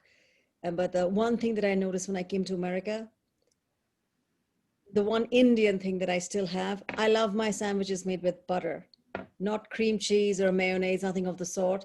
And the only other person that I know who likes it that way is Diane. I guess she makes her sandwiches out of butter as well. That's a big, you do with butter too? No, They but just- Only. Laura, don't you do that? Yes, of course. Yes. Oh, I didn't know. So when I was in college, everybody made cream cheese or mayonnaise. Hardly anybody made butter. Folks, Butter. Butter. Butter. Go, if you have a sandwich jambon in France, it's always made with butter, Butter. as is their salami sandwiches. Butter. Oh, one Must- of my favorites. In Italy too. Italy, it's the same. The butter's on the ham on the prosciutto. Yes. it doesn't moisten the bread. It provides a fat barrier between the filling and the bread. I was just going to say that for watercress and cucumber sandwiches, you've got to. By the way, 1912, new edition, not very new, pretty broken apart. I have, like, at one point I gave a talk for the Victorian Society in America, and it's really interesting to compare the British cookbooks of the same period of all these American ones. We don't have an aristocracy, and we don't have a servant class. Mostly the people who were working were servants until they could get the hell out of there. You know, they were immigrants and that who worked in someone's house just until they could leave. Whereas in London, Britain, you were more likely to have a Mrs. Bridges, you know, who made it her life. Yeah. And Mrs. Beaton wrote for that class and for the lower classes. It's all included in her book. It's coming apart on me. This has been wonderful. Thank you. Thank you, Penelope. Penelope. I don't know why you were so resistant. This was so wonderful. So wonderful. Fabulous, fabulous, fabulous. Yeah, look how long we kept going and going. I mean, it's wonderful. Yeah. Oh And gosh, me I've too. got to go. I've got a meeting in Everybody. 10 minutes and I need a break, a comfort stop. I'm going to say goodbye. Bye-bye. See you all next week. Bye. Bye. Thanks very much. Thank you, Penelope. Bye, Alexander.